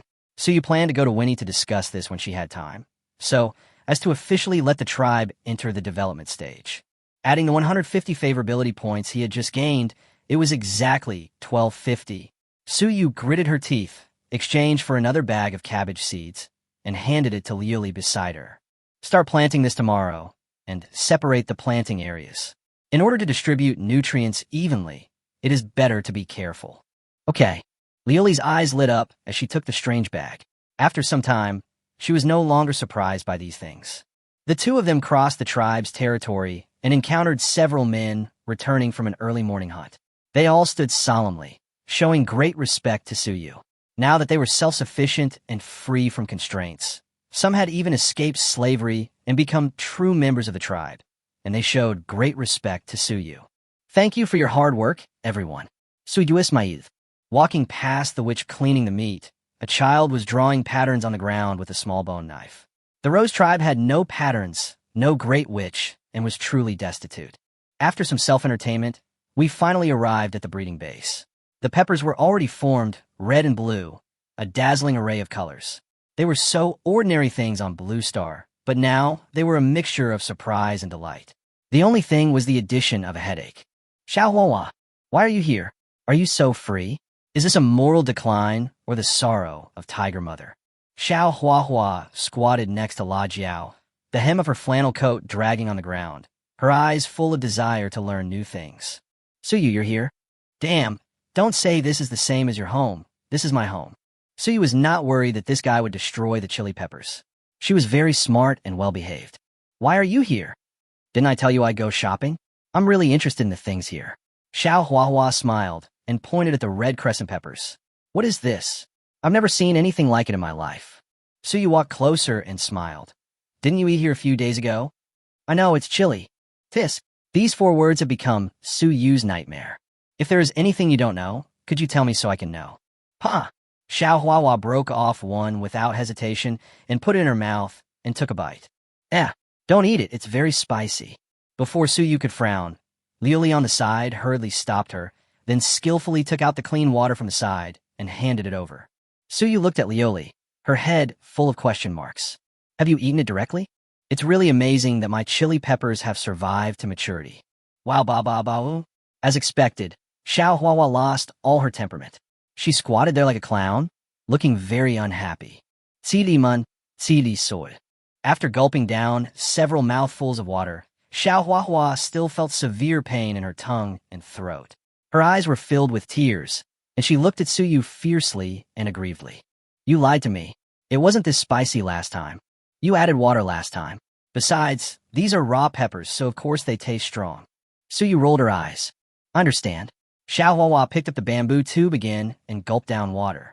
After confirming the gross status of the peppers, Suyu explained to Liuli some knowledge about the planting methods and fertilization of cabbage.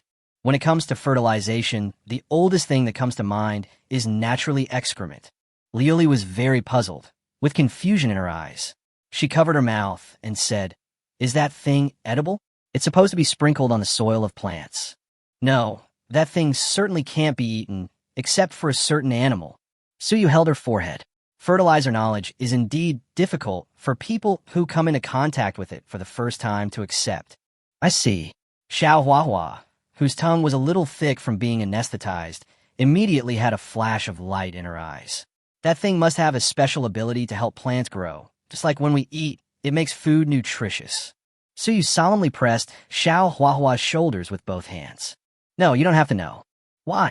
Xiao Huahua's bright eyes flickered, reflecting Suyu's unhappy face. Because I want to beat you up. Then, I'll find out when you're not around. Xiao Huahua was stunned. Chapter 53, Ad 1. Brother Suyu, I can't do that. Suddenly, Liuli's shy voice came. Suyu looked at the little girl with her head down and a shy face, and frowned in embarrassment. That's right, the women of the tribe rarely dealt with the excrement of the tribe members, and would just throw it away and leave it alone. Besides, it's a bit too much to let a little girl do this. Suyu gently patted Liuli's small shoulder and smiled softly. It's okay. There are men in the tribe now. I will ask them to help. Who wouldn't want to work for 3 months and be promoted directly to a regular employee, thus escaping slavery? Well, thank you, Brother Suyu. The little girl's voice was extremely small. After all, Refusing the orders of the elders of the tribe would be considered as insubordination in any tribe and would be punished. Increases Lioli's favorability by 100 critical hit. Happy. Suyu raised the corner of her mouth. This wave is called a win-win situation. At night, there was no sign of Lin in the big house. Kokoro said that she had gone to sleep with Sister Winnie. It was around 3 or 4 in the morning when Suyu slowly woke up. She kept her eyes open and thought about the plan until a faint light shone in from the small window in the east. Lin is back. Sister, good morning. Suyu laughed it off. It's still early. The sun has already risen. Lin said angrily. Hey, I'll be right up. Yeah. Lin nodded. She didn't dare to look at Suyu, who was getting up and dressing, but she couldn't help but glance at her out of the corner of her eye. She felt like there was a little rabbit in her heart. By the way, Winnie is calling you over. Lin reminded. Okay, I'm looking for her too. Suyu put on her clothes, walked to the door, turned around, and called out Sister Lin. What's wrong? Are you hungry? How about I get you some dried meat? Lin asked with concern. No, I just wanted to say it. Suyu organized her words and said after a long while, You are so nice, sister. Then he turned and left. Only after the boy's back disappeared did Lin cover her cheek and turn away, wondering what he was talking about so early in the morning. But I am happy. Well, what should I do? After passing through several tents, they arrived in front of Winnie's big tree hole. In the big house next to it, Yaxiang just lifted the curtain and came out with a happy smile on her face. Yaxiang looks really pretty when she smiles, just like a blooming flower. She has been smiling a lot more recently. She walked over and gave Suyu a hug. In the tree house, Winnie had just woken up and was eating simple food. She looked a little lazy. After all, Suyu was back, and now many things in the tribe could be handed over to him. The look in Winnie's eyes when she looked at Suyu was the same surprise as before, but with a hint of dependence. Yaka said you're already a top-notch fighter. Yes, it happened suddenly. Only he himself knew the dangers involved. There were some things he couldn't let Yaxiang and Winnie know. For them now, such an existence was dangerous. Congratulations. Winnie smiled shyly, her eyes a little coquettish, and said, Otherwise, I will give you the position of clan leader. Are you kidding? I don't want it. Suyu sat cross-legged in front of the two women and curled her lips. Winnie was the very essence of this tribe. She, Lin, and Yaxiang had left the Crescent Moon tribe, saving the witches who had followed them from a fate they had never forgotten. Suyu couldn't replace that kindness, nor did she want to take it away. The tribesmen all respected him, and that was enough. But I feel really sorry for you. Winnie blinked. It was such a waste for a top-notch warrior to be in such a weak and despised tribe. She took Yaxiang's hand and smiled playfully. Once the tribe stabilizes, I want you to be the leader. The tribe needed strong support and orderly development, and Suyu brought them all. Winnie had never admired a man so much before. There were many mixed emotions between her and Suyu: curiosity, gratitude, admiration, liking, and everything in between. If I had to sum it up in one sentence, it would probably be something like a beauty loves a hero. Winnie didn't understand these things, but she felt that following Suyu was a good decision. And he was really strange, like a gift from God to the witch. It's decided. Winnie continued. Suyu was shocked. However, he didn't have any objection. But there's no need to rush. Right now, we are still focusing on the development of the ethnic group. He pulled out a piece of animal hide the size of an apron, took out a charcoal pencil, and began to write on it. Winnie and Yaxiang stopped talking, fearing to disturb the boy who was concentrating. Soon, Suyu hung the animal skin on a smooth wall of the tree hole. Like Lan Xing's teacher, he adjusted his air glasses, picked up a piece of hard hay from the ground, and lit it on the animal skin. Sister Winnie, these are some plans I made for the development of the tribe. You will follow these steps to guide the tribe members in the future. He clicked on the first item. Our community is currently very backward, with nothing to show for its basic needs, including food, clothing, housing, and transportation. Therefore, we all need to improve. However, everything has its priorities. To prepare for the inevitable events that may come, we need to prioritize development. The first is combat power. Most of the priestesses in the tribe have affinity with the elements of heaven and earth, but few understand and know how to use these abilities in combat. Don't look at it. You can only dig tree holes. Facing Suyu's accusations, Winnie frowned and raised the corners of her mouth. Well, it seems to be true, but it just makes me uncomfortable listening to it. Yaxiang was thankful on the side. Hey, at least I can throw fireballs. You're proud of being able to throw fireballs. Suyu didn't intend to spoil any of them. If she spoiled them now, they would be the only ones to suffer in the future. Yaxiang's face fell instantly. Suyu's mouth twitched, and she coughed. Well, be able to throw fireballs is pretty good. After all, not everyone can do it. For example, Sister Lin, although she also has the magical power of the fire element, she can't even cast a small flame. Lin walked to the door of the treehouse with her feet raised in the air. She suddenly felt that she should go back, as there seemed to be a lot of mountain spider silk that she had not yet dealt with. What the hell?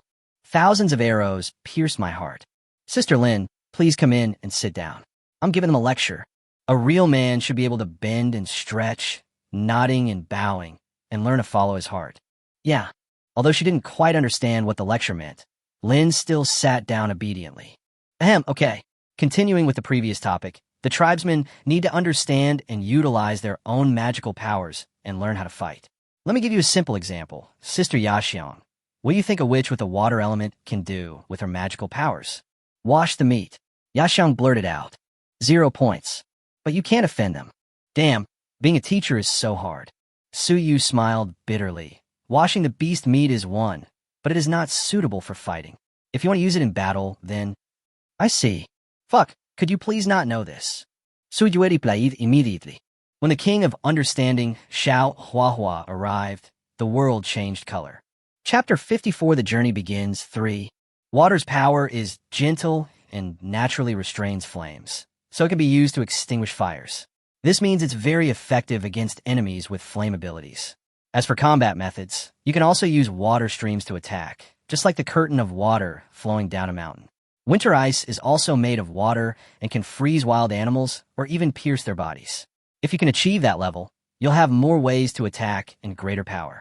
Xiao Huahua stepped into the treehouse and gave a speech. The 3 women nodded repeatedly, saying that made sense. Suyu couldn't help but admire this woman's smart and flexible thinking. She deserved the title of King of Understanding. But soon, Winnie reacted. You know we are witches? Xiao Huahua smiled slightly and sat down sideways beside him. After my observations and analysis yesterday, I guessed it. But don't worry, we are all women, and only men are afraid of witches. And I also sympathize with the witches. It's obviously not their fault. Suyu and I swore an oath to the heavens that any information from you here will not be revealed. We don't need sympathy. Lin and Winnie were silent, but Yaxiang responded coldly. Xiao Huahua was not angry. Instead, she smiled and nodded to Yaxiang, then looked at Suyu. Can I listen to it? If I say no, will you leave? Probably not. Stay still and don't talk nonsense. Suyu snorted, and Xiao Huahua smiled brightly. After all, it was about the witch, so it didn't matter much if Xiao Huahua knew about it. As for other knowledge, if it didn't touch the core, it would be a miracle for Xiao Huahua to know. Now, throw your dead phone to her, and see if she can also tell with confidence. Okay, Suyu shouted softly, reminding everyone to focus. Witches need specialized training and an understanding of the application of elemental knowledge. I'll hold a special event to teach them this. At the same time, the ordinary warriors in the tribe also need special intensive training. They can't just go in and do it blindly. There needs to be a division of labor, and they need to be smart and skilled. Warriors can also be divided into many types, such as archers, shield bearers, swordsmen, heavy and light cavalry, spearmen, etc. These types of troops can be very effective in many battles. I'll explain them later. Great witches and top-tier warriors are essentially the equivalent of generals in ancient military camps. Their sole purpose is to slay enemy generals. Pre-battle profanity is misplaced. It's a challenge to the enemy and a morale booster. After all, in a war between equal forces, great witches and top-tier warriors can't simply crush ordinary soldiers. What you have, the enemy also has. Can any major tribe or alliance exist without a great witch? Then comes the second point. That is food, clothing, housing, and transportation. I plan to improve the housing problem first. Animal skin tents are simple and portable, but they are only suitable for survival in the wild. For long-term residents, you still need a more stable house to shelter from wind and rain and protect resources. Due to the limited materials at present, I plan to build a house of sand, gravel and soil, and a stone and wood house first. In a jungle, wooden houses are actually the easiest to build at the moment, but the tools for cutting wood are too backward for the time being. Suyu has already planned to melt the few iron swords into sauce. As for the brick and tile house, Li Qin, the only one in the clan who is earth elemental, must be exhausted. Clay and brick kills are things that need further planning. Next, let's move on to the third point. Outside the camp, we've already dug a pit for traps. Don't disturb for now. We'll only activate it when an emergency arises. Otherwise, we'll have to be extremely careful every time we go out. The thorn fence is almost finished. I want to praise Chief Winnie. Well done. The organization appreciates you. The main purpose of the third point is to create hunting equipment. Although she was confused by the strange words, Winnie still smiled. After all, she was being praised. Next is the fourth point. Improvements to clothing. The animal skins everyone wears are somewhat inconvenient, smelly, and difficult to clean. Now that there are more men in the tribe, we have to be more cautious. Fortunately, I discovered that mountain spider silk is a good material. Combined with linen, cotton, and goat hair, it can be made into very good clothing. Sister Lin will take charge of this project first. I will slowly teach you how to make silk thread. Okay. Lin smiled and nodded. Finally, the fifth point is to upgrade the food. Meat will still be the main food, of course, but the same old thing will eventually become boring. If it weren't for filling your stomachs, I think you'd also get tired of the taste of dried meat. This requires some ingredients. In addition, I plan to plant some fruit, and the new food will be put into use soon. The quantity won't be too large for now, so I'll let the tribe members taste it first. That's roughly the 5 points above. We're just determining the general direction of development now. Whether it can develop smoothly still requires the cooperation and learning of the tribesmen. Sister Winnie, please find a few capable people to notify them and start implementing it as soon as possible. Good. The four women in front of him were so shocked by what Suyu said that they could only nod their heads. They all came from large tribes or even alliances, but no one had ever made such a detailed decision on every single thing. Planning a specific direction for the development of a tribe, categorizing food, clothing, housing, and transportation. These were all quite novel terms. In Xiao Huahua's memory, the development of the alliance was nothing more than hunting, annexation, technological research, and strength building. Food, clothing, and housing were practically set in stone, and no one ever considered them, or rather, no one had the leisure to think about them. The women in the camp handled chores, while the men and women went out hunting wild animals. The great witches honed their strength and, together with the clan leader, considered how to expand their influence, annex, and unite with others. Only a handful of people were active in the technical field. They relied on their own insights to research new technologies, working behind closed doors. Each technological advancement was extremely difficult. This included combat methods. Led by a great wizard or a top-tier warrior, a group attack would involve throwing bone spears and relying on brute force to tear apart the opponent. Whoever had the biggest fist could devour the opponent. What the hell were archers, spearmen, and axemen? Xiao Huahua didn't understand, but she desperately wanted to. The world has adapted to their lifestyle, but Su Yu is trying to change it. Xiao Huahua was so shocked that she was speechless, and a raging fire even ignited in her heart. This was the first time she was so excited, looking forward to the day when she could witness Su Yu achieve all her goals. The same is true for Lin, Winnie, and Yaxiang. The man in front of them is no longer a boy younger than them, but a man with endless possibilities and a lofty character. Suyu felt a little embarrassed when being stared at by 3 people. After all, if these things were placed on Blue Star, no one would bother to look at them. Ha! Suyu clapped her hands, bringing the 4 women back to their senses. That's all for today. I'll go find Lee later to see if she's been slacking off lately. Chapter 55. Korel, a shrine maiden with an affinity for earth, aged 18. In her youth, she is digging and playing in the mud. Suyu didn't know what she was like in the past, but now she was a hard-working little bee.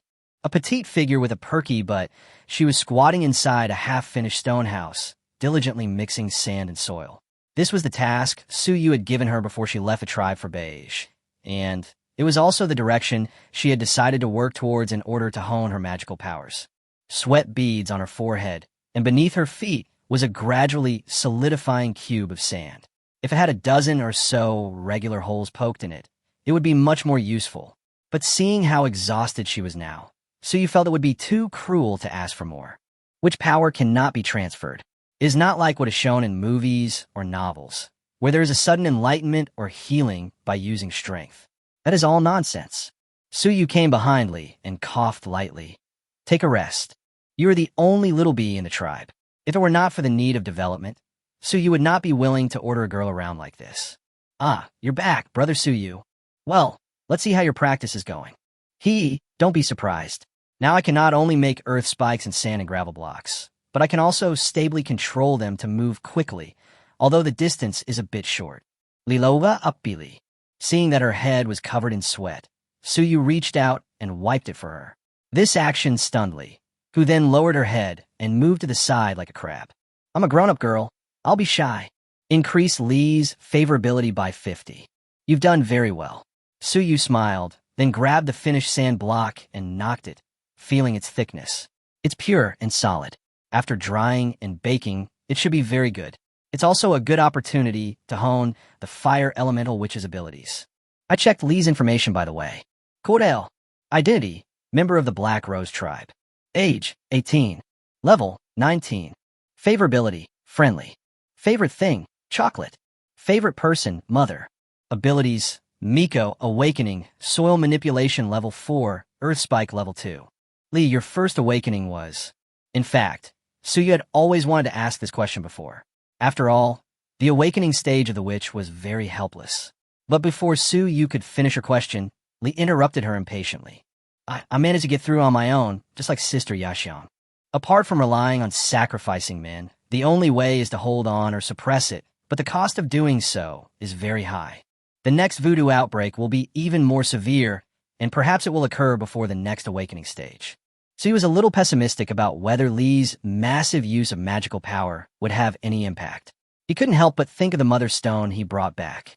It now seemed that Yashiang was definitely no longer needed, and there was only one mother stone. Therefore, it was best to give priority to girls like Li.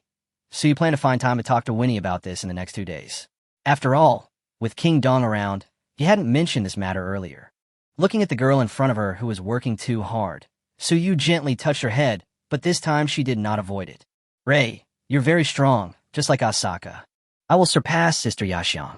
I also want to have the power to protect everyone. I'm already a second-rate warrior. Li suddenly raised her head, her eyes full of determination. Forehead. Suyu took a quick glance and found that it was true. After all, he was too weak, so I didn't notice it for a while. Perhaps because of his hard work in cultivating earth elemental magic power during this period, this guy has actually broken through to the 3rd level. Then you're awesome. Suyu praised her and ruffled her hair. The girl began to feel dissatisfied and shook her head like a young tiger, a little fierce. Suyu couldn't help but jokingly said, Girl, do you want to gain power? Although he did not have the Tathagata palm and the 9-yang divine art in his hands. Ido. Li raised her little fist quite seriously. Suyu had considered this. Miko, like magicians, could harness elemental power. They lacked the relevant skills and didn't know how to create. The root of their lack was imagination. Every spell, from its inception, was imagined and practiced by the magician through their own abilities and the dynamics of nature. This was very similar to combat techniques. Imagination is too abstract, and Suyu also plans to bring it up at the upcoming witch conference. After a moment's reflection, Suyu recalled the magic of the earth element back on Blue Star. However, Li's current level of ability was very limited, and whether she could truly reach that level remained to be verified. However, seeing Li's inquiring eyes, he suddenly felt that giving her a general direction to work towards would be a good idea. People are struggling for the tiny hope that exists in their hearts. But which specific skill should he choose? Suyu's mind was spinning rapidly. A man's romance is sometimes very simple. It's just explosive. It's just handsome. I can lose as a group. I can lie down. But the knife light must be drawn beautifully. It has to be both handsome and powerful. Suyu thought for a moment, stretched out her hand, and slowly drew a square, 3-dimensional figure on the ground, and asked, Li, what do you think this looks like? Isn't it just sand and gravel? Li looked at it suspiciously. What if the middle is completely empty? Suyu smiled. You can call this a coffin.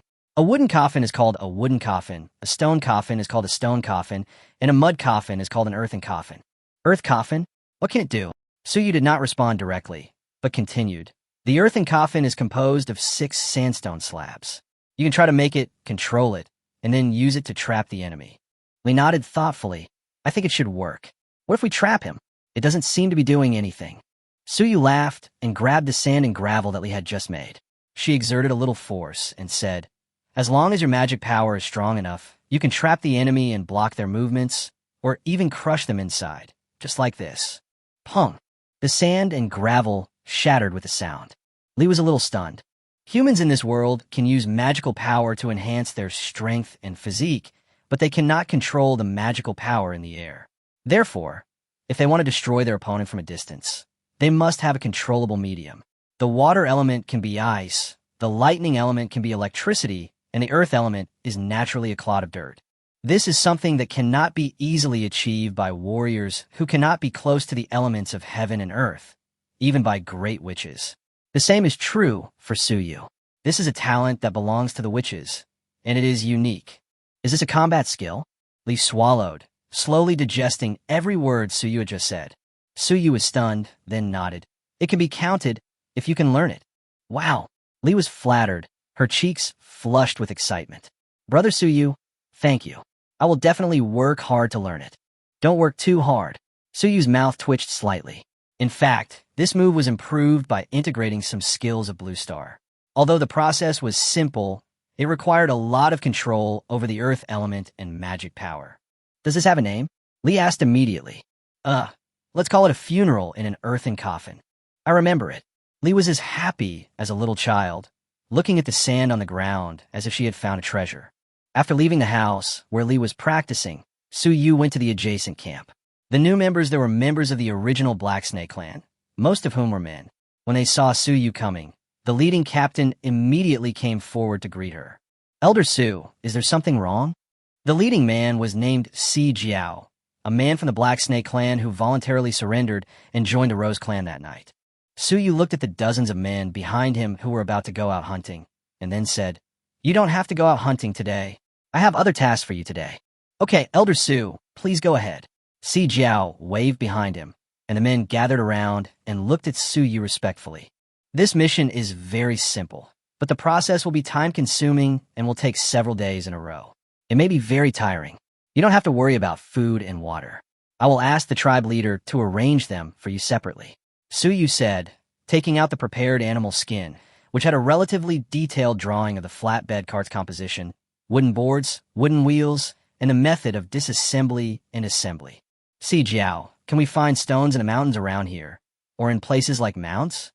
We have a lot of stones. Does Elder Su need them? Si Jiao asked. Suyu nodded. Yes, you need to move all those stones back. Before that, find some wood to make this for carrying. There are not many second-rate warriors among you, so these are needed. Si Jiao took the animal skin, looked at it carefully, and then he understood. Fortunately, he was a smart man, so Suyu didn't need to find help again. Okay, I understand. How many do you need? How big? Just move them. Bring back everything you see. If they're too small, you don't need them. The smallest one should be about the size of your head. Also, arrange a few more people to cut down trees and bring back some thick trunks. Okay, brothers, did you hear clearly? This is the task assigned to us by Elder Su himself. Si Jiao then shouted to the men around him. I heard it clearly. It's just moving stones, which is easier than hunting, and there's no need to worry about food and water. Who would refuse? Suyu smiled and patted Si Jiao on the shoulder. There are still men in the tribe who haven't returned yet. When the time comes, tell them that anyone who completes the mission while this time will be freed from slavery.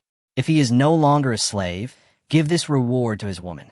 As for you, I will give you another reward. Okay. Thank you, Elder Su. Thank you, Elder Su. We will definitely work hard. The crowd seemed particularly excited. They had hope for the days of slavery, and they could also help their women escape that status. Their motivation was greater than ever. The decision to follow Suyu at that time was indeed the right one. Building a stone house requires a large amount of stone, and men are naturally the best labor force. Furthermore, building for an entire tribe of over 150 people would take a long time. If they weren't motivated enough and slacked off, who knows how long it would take. Some of the men went back to prepare replacement knives, while others went to share this joy with their women. After packing up, they started towards the forest. I'll go with you. After thinking about it, Suyu changed her mind slightly. After all, it was the first time he issued a task, so it would be good to set an example. He also didn't want this group of people to make a weird flatbed truck. Chapter 56: Orcs and Ghosts. The forest was full of trees, and the tribesmen mostly used heavy, serrated bone knives, giant beast tusks, and polished stone axes. Suyu's work efficiency was naturally a bit slow. If Winnie had helped, it might have been easy, but as the tribe leader, she couldn't do everything herself. To speed things up, Suyu had no choice but to help. He effortlessly cleaved the tree trunk, which could be hugged by 3 people, in half with a single blow. The bone knife, imbued with magical power, was resilient and thick, resisting easy breakage. This scene left Si Jiao and the other tribesmen stunned. Everyone swallowed their saliva as if they were looking at a monster. In their minds, Suyu was still a top-tier warrior. A top-tier warrior, with only a few hundred pounds of strength, couldn't possibly be as effortless as he was. Si Jiao and the others had never encountered a top-tier warrior in their lives, so this was truly an eye-opener. Suyu's strength instilled both awe and excitement in the group, because now he was their elder, not their enemy. Si Jiao and others worked even harder. They began to look forward to the extra rewards promised by Suyu. If it was a way to exercise their bodies or improve their combat skills, they would be really lucky. Afterwards, the wood was placed in a place. Suyu made the parts bit by bit according to the design of the simple pallet truck and assembled them in front of Si Jiao and others. She taught very carefully. After the assembly was completed, she glanced around for no reason and then breathed a sigh of relief. Without the King of Understanding, Xiao Huahua's forward mantra is almost becoming Suyu's shadow. Si Jiao and the others learned quickly, successfully building one pallet truck after another. Then, led by Si Jiao, who was familiar with the surrounding routes, the group headed to the area in the forest with the most rocks. Wherever there is a mountain, there will be rocks, but they need to be mined. In comparison, naturally loose rocks are much easier to find. Si Jiao's general direction was correct. The place he remembered was a series of valleys near the camp, with streams flowing through them. It wasn't far from the camp, about 2 miles away. However, this area was still unfamiliar to the tribesmen. Except for coming here to fetch water, they rarely wandered around here. Along the stream flowing down the valley, huge rocks of varying sizes were piled up and scattered on both sides of the stream. So you took a quick look and found that the stones were of good quality with a moderate density. They wouldn't break easily, and grinding them wasn't that difficult. When the time came, she would grind the corners and make them into regular shapes. The stone and wood house she built would definitely look great. If it were a human from this world, they would probably just take the stones back and pile them up and be done with it. A house, like a cave, is just for living. But Suyu's goal wasn't to be a caveman, so he wouldn't be so careless. Suyu was even more surprised to find a significant amount of quartz inside. Translucent, colorless stone with a few impurities. This is a very good casting material, widely used on Blue Star in industries like glass and ceramics. These stones couldn't be wasted, so Suyu immediately instructed Si Jiao to separate these stones and place them separately after carrying them back. Si Jiao nodded in agreement, and then began to work in an orderly manner, placing the huge stone on the pallet truck, then choosing a flat route suitable for the pallet truck to travel and returning to the camp. This process was repetitive and boring, so Suyu naturally didn't oversee it. Furthermore, he saw something interesting on the map radar. A few days ago, he'd squeezed some favorability points like squeezing toothpaste, upgrading the map radar skill. It was now at level 5, with a visual range of 2,000 meters. The orange-red dots representing dangerous human units were moving around on the other side of the valley. There were about 40 of them, but they were strangely divided into 2 groups. The orange-red dots sometimes intersected, sometimes separated, and moved in and out, making it quite lively. Are they fighting? As a 5 good youth of the new era, Suyu naturally had to go and see it, even though he couldn't take photos and post them on social media. For the safety of his own people, he also needed to take a look. Intervene? Pay extra. With a leap, Suyu jumped 7 or 8 meters high in the eyes of the tribe, whose mouths were gradually opening and their expressions were filled with shock. Suyu was like a martial arts master in novels, moving swiftly and swiftly in the mountains. His legs were very strong, so it was quite easy for him to turn over like a hawk. Reaching the top of the mountain, he scanned the jungle on the other side of the valley. The dense foliage and shrubs obscured the view, and only a few figures could be seen bustling about. Suyu emerged again, moving through the jungle like a ghost, eventually arriving on a large rock closest to the battlefield. The battle between the two sides was quite fierce. No, the two sides were equally matched, fighting each other in a group. The bow knives in their hands made a clanging sound. Although many people were injured, their injuries were very light, and no one fell down at all. They were so engrossed in the battle that they did not notice Su Yu quietly appearing not far away. What made Su Yu's eyes light up was that this group of people were not human, and there were acquaintances among them. Guan Eri, oh no, the red-faced man who used to be with Bai Hua, was holding a long stick and fighting hard with the animal-eared woman opposite. On one side are the ghost people with red skin and tentacles on their heads. The other side is an orc with animal ears and tail, and is weaker than the demon man. The familiar little girl with white flowers and the other children of her tribe were hiding behind a large tree nearby. They squatted together with the orc children, watching the battle in front of them with wide eyes. From time to time, they would pinch each other's little faces. The scene was quite harmonious and strange. Soon, Su Yu heard the conversation between the two leaders. Amiao, we must decide the winner today. We won't give up this forest, the red-faced man shouted, brandishing his stick with great vigor. The beast-eared woman across from him was not afraid at all and sneered. Stop talking nonsense. Whoever is more powerful will have the right to use this forest. And besides, we got here first. The red-faced man said coldly, today is the deadline. If you don't leave, I don't mind letting you leave lying down. Then he suddenly changed the subject and said, I heard that you orcs value strength, and whoever is the most capable can become the leader of the group. If I defeat you today, will you and your people have to join my group? This made the orc female, a meow, angry. Her tail stood up, the hair on it stood on end, and her ears also stiffened. If you want to annex my group, it depends on whether you have the ability to do so. Hee. A chaotic fight broke out. Honestly, it was a bit boring. So you almost fell asleep watching it, because the fighting was very gangster-like, with no special effects at all. The magic power of these people was at best hovering around second-rate, and the rare one or two first-rate ones seemed to have just broken through, and their control of power was a bit stiff. There was no such thing as a punch that caused the mountains to collapse and the ground to crack, or a kick that caused the earth to collapse. The primitive tribal war is quite realistic and novel. So you understood the whole story. The two groups of wanderers had only recently found this uninhabited forest, and for their survival, they naturally had to compete. The winner stayed, the loser left, a simple principle. However, the two sides were evenly matched in strength, and the battle had been going on for 2 days. In other words, no matter which side wins, they will eventually become Su Yu's neighbor? Is this good? This is not good. It would be somewhat uncomfortable to have a group of strangers wandering around one's own group. Killing them would be easy, but Su Yu dismissed the idea. Both the ghost and the orcs were non-human races, few in number, and their resistance to witches wasn't as strong as that of the human race. He preferred to absorb this small group. After all, the tribe needed to grow, and he needed to continually recruit female members to gain favor. The human race in this world does not like non-human races very much. If this beautiful girl with animal ears and tail were on Blue Star, she would definitely be treated as a national treasure and kept at home by some people.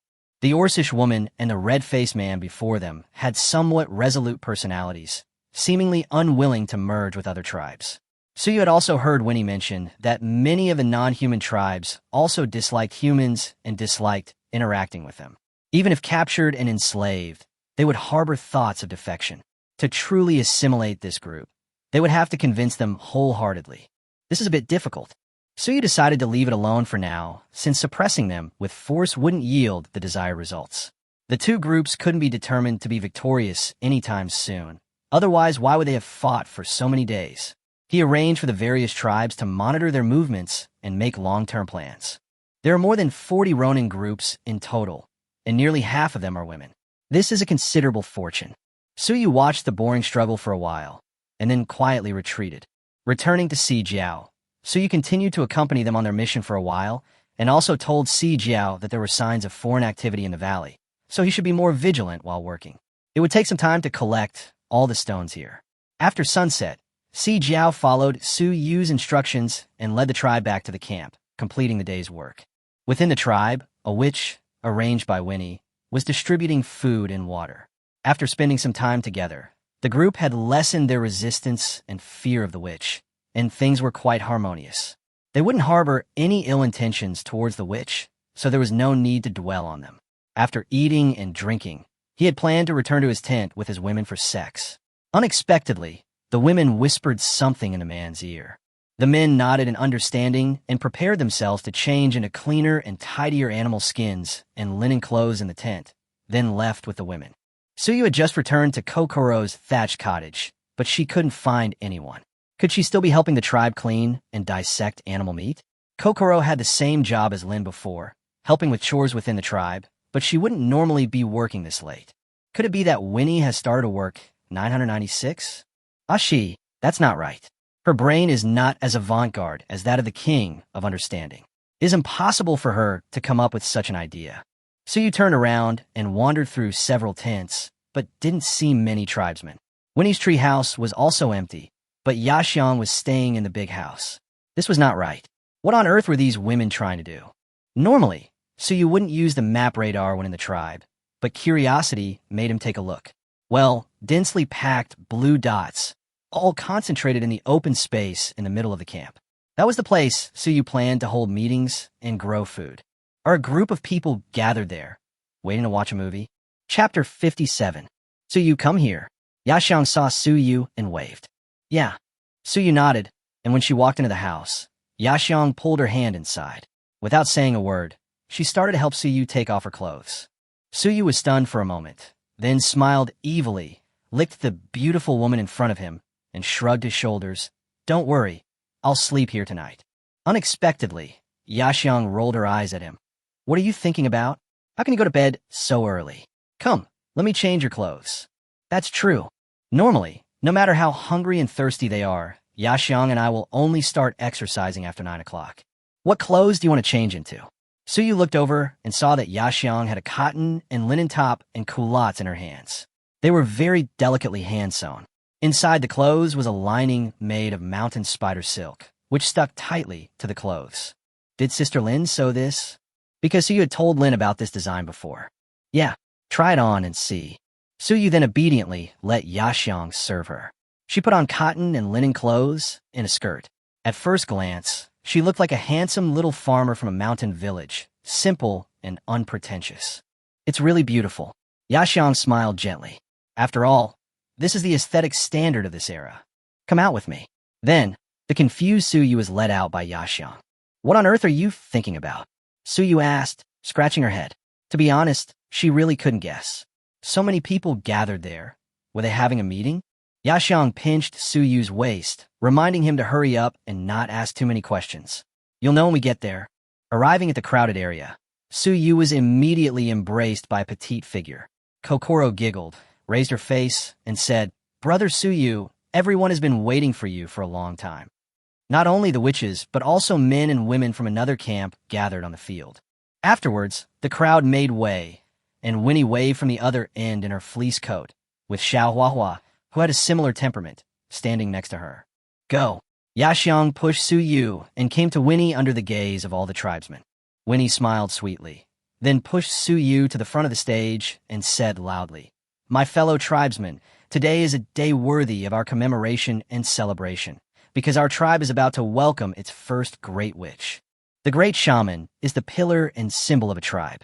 It is both a representation of power and a position. But Suyu was a little confused. What the hell was that? A great witch? Winnie patted Suyu's shoulder gently and said in a high voice, Suyu is the great shaman of our tribe. He will lead us to development and protect our safety. We believe that with great shaman Su leading us, one day in the future, we will become a large tribe of tens of thousands of people, an alliance, and live a comfortable and stable life. We believe in Great Witch Su. We believe in the clan leader. Great Witch Su. Great Witch Su. Great Witch Su. The men who were good at leading the charge in the crowd began to roar wildly, their voices resounding through the sky, infecting everyone. The witches were not willing to be outdone.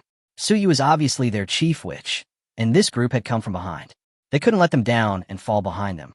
For a moment, the venue was extremely lively, and Suyu's originally calm mood also became excited. Whether someone is moved or not depends solely on whether they care. Suyu cares about them. Kokoro, Yaxiang, Winnie, Lin, every single one of them. They're the people he's met since arriving in this world. While his experiences have been somewhat tumultuous, he's managed to survive, not only not suffer any losses, but even gain considerable advantages. This is a life on Blue Star, a life he couldn't imagine. He couldn't guess what other people were thinking, but just for Yaxiong and Kokoro, he felt that everything he did was worth it. Okay, say something too, Winnie reminded from the side. Xiao Huahua watched this stirring scene, slightly dazed. It seemed the Alliance had held similar events when her father had become the great shaman, but she didn't sense the same atmosphere as this group. Most of the tribesmen were numb and casual, chanting along with prearranged phrases. There were some who were excited, but they were only a minority who had always followed her father. At that time, her father was very calm, his expression peaceful. Although Xiao Huahua was young, she was already very smart, and she knew why. There is more than one great wizard in the Alliance. Under Xiao Huahua's dazed gaze, Suyu straightened up, glanced at all the tribesmen, and spoke in a loud and sincere voice. Thank you, everyone. I haven't been in the tribe long, but this place has become my home. Every one of you is my family. Protecting my family is my duty, and leading my family to a prosperous life is something I must do. I have 2 people I love who can eat and sleep well. I can't let them go hungry. Huh. Is Su Da's serious? Stop laughing. Be careful, Su Da's woman will beat you up. Which Su, I can eat and sleep too. The crowd was filled with joy, and Su Yu's words that livened up the atmosphere made people feel that he was very approachable. Besides Yaxiong, who was embarrassed, there was also Kokoro, who can eat and sleep at the same time. Humph. Yaxiong held Kokoro's hand, one with a pout and the other with puffed cheeks, but they couldn't turn their heads away from the Radiant Man. All right. There are important tasks waiting for everyone to complete tomorrow, so don't oversleep. Suyu clapped her hands in front of her chest, and the tribesmen laughed and began to celebrate. The appointment of the great shaman was an event worth celebrating, so it was naturally impossible to just pat your butt and go back to rest. Yaxiong came over with Kokoro, and Kokoro immediately threw herself into Suyu's arms. Brother Suyu, I can't eat. Her little face was still red. That means I can sleep. Suyuis mailtiveli. Loyal. Kokoro made a face to express her protest. Yaxiong was naturally not angry. Seeing Su Yu's obscene expression, she burst out laughing. Come to think of it, why did you appoint me as the great wizard? I'm only top-notch now. Su Yu asked in a low voice. Winnie came closer and said softly, this will give everyone some confidence. The tribe lacks a pillar of faith. No one will care whether you are a great witch or not. That seems to be what it means. The chain effect of the great, which will make the tribe members feel more confident in the tribe, have enough sense of security, and work more freely. It is indeed a good buff. How did you come up with that? Suyu continued to ask. He doubted Winnie's intelligence and believed she was not that smart. I had this idea when I was chatting with Xiao Huahua and talking about the Great Witch. Really, the king of understanding Xiao Huahua is everywhere. And she herself doesn't know that a casual chat will open up another woman's mind and increase her creative ideas. But it was a move that was beneficial to the tribe after all, so Suyu was still very grateful to Xiao Huahua and asked, how is Xiao Hunyang? He's recovering well and should be able to wake up in the next 2 days. Xiao Huahua smiled gently. Suyu saved her and Tiger Mother. In her eyes, this kindness was not comparable to a fighting skill. That's good. All right. Winnie suddenly took the hands of Yaxiong and Kokoro and said to Suyu, aren't you going to renovate the house recently? Let Yaxiong live with you this time. Otherwise, it will be inconvenient to walk around all the time. As for Lin, don't worry, I will let her live with me. Okay, sure. After the carnival, everyone went home. Chapter 58, Miko Instructor Training Conference 1. After a night of sleep, I feel refreshed. Suyu went to Winnie to ask for leave for Yaxiong. This woman was not suitable to go out hunting today. Seeing Winnie's red face and panda eyes, Suyu wondered, did she not sleep well last night? The red face reminded Suyu of apples. What should she do if she suddenly wanted to eat one? I opened them all and found the apple tree seedlings that were growing super fast. The things produced by the system are somewhat strange. The favorability exchange price of 800 is acceptable. At least it is cheaper than vegetables. After telling Winnie what to do today, Suyu left the treehouse and found 2 tribesmen who were spraying manure. No, they were applying fertilizer. Liuli was harvesting ripe potatoes nearby. Liuli, you have to grow this tree well. The apple tree seedling was given to Liuli, who planted it according to Suyu's instructions. The things in the system basically ignore the climate environment. As long as they are planted in the ground and absorb nutrients, they can grow. It is much easier. He didn't plan to pay attention to Si Jiao's task today. From yesterday's observation, it could be seen that Si Jiao really wanted to achieve results, and he had a clear mind and did things in an orderly manner. Su Yu was also relieved to entrust this task to him. Su Yu's mission today is not easy, but extremely important. He waited in the open space next to the plantation, where he had been crowned High Shaman the previous night.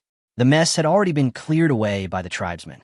After days of training, they had already developed a basic understanding of cleanliness and tidiness. While their motivation wasn't strong, it was a good start, demonstrating their willingness to embrace new things and change. Soon, the witches in the camp put down their work and, at Winnie's signal, walked towards the clearing. They were of all sizes, tall and short, fat and thin.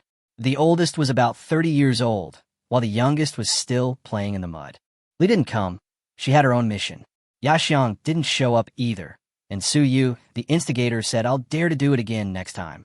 Although the witches didn't understand why they had to gather again, no one resisted. This was a summons from the patriarch and the chief witch, and all the people who came were witches, so there must be something special. This was naturally the first point of the tribe's development that Su Yu had set, the witches' guidance and training meeting. The ordinary warrior guidance could be put on hold for a while and carried out in batches. After all, that group of people were currently chopping trees and moving stones. I counted them, and there were 53 witches, including Winnie, and only one king of understanding. This woman was truly bored out of her mind, but her delicate skin and flesh would probably be slaughtered by rabbits if she went hunting. She found a clean spot and sat down like a villager out to watch a big show. Su Yu had no choice but to ignore it, then clapped her hands for everyone to be quiet. The main reason I called everyone here today is to train your abilities as Miko so that you can gain a new understanding of your own power. When these words were spoken, the crowd was stunned. Our abilities? New understandings? We don't know ourselves well enough. But no one spoke out to refute. They all looked at Su Yu with their small eyes, feeling that the great witch of their tribe seemed to be getting more and more handsome. First, I need to understand each of your abilities. In fact, so you could check the character information in the system, but doing so would not allow for a good classification in reality, and it would also seem too troublesome. Everyone, come here one by one and tell me your elemental affinity abilities, then stand according to my instructions. Su Yu said loudly. The witches came to Su Yu obediently one by one. This was the first time they confided in a man about their witchcraft. Some were shy, some were bashful, and some didn't care at all. After all, he was the chief witch of their tribe, so it shouldn't be a big deal if he knew all this. In Su Yu's opinion, the abilities of the witches can be divided into two types for the time being: attack and support. More specific abilities will require further understanding before making any plans. As the witches' explanations were combined with the systematic information, the classification of their abilities gradually became more detailed. At the same time, Su Yu also discovered that this group of people possessed many powerful abilities, but were completely unaware of them. After a deeper understanding, the corners of Su Yu's mouth began to twitch. Gripping a piece of grass, a kind of green plant, a space-related ability? Ashi, this is the spiritual system? Illusion ability? Su Yu then discovered that in addition to the familiar elements of heaven and earth, they also had many mutated special abilities.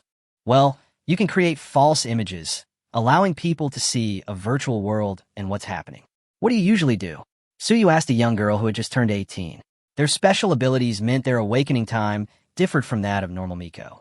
Their awakening at 16 hadn't arrived as expected, but with so few precedents to compare them to, they didn't know when their awakening would occur. The girl, Caroline's big eyes sparkled, and she shook her head and giggled as she answered. I usually help my mother clean the meat, and sometimes we go hunting. That's not what I'm asking. I'm asking what you usually do with your abilities. Su Yu realized the ambiguity in her words and changed her words. Hey, this one, the girl said proudly. I use it to help me sleep. It creates a warm atmosphere and helps me fall asleep quickly. It's also very convenient in the wild. My mother even praised me for being so good. Well, that's powerful.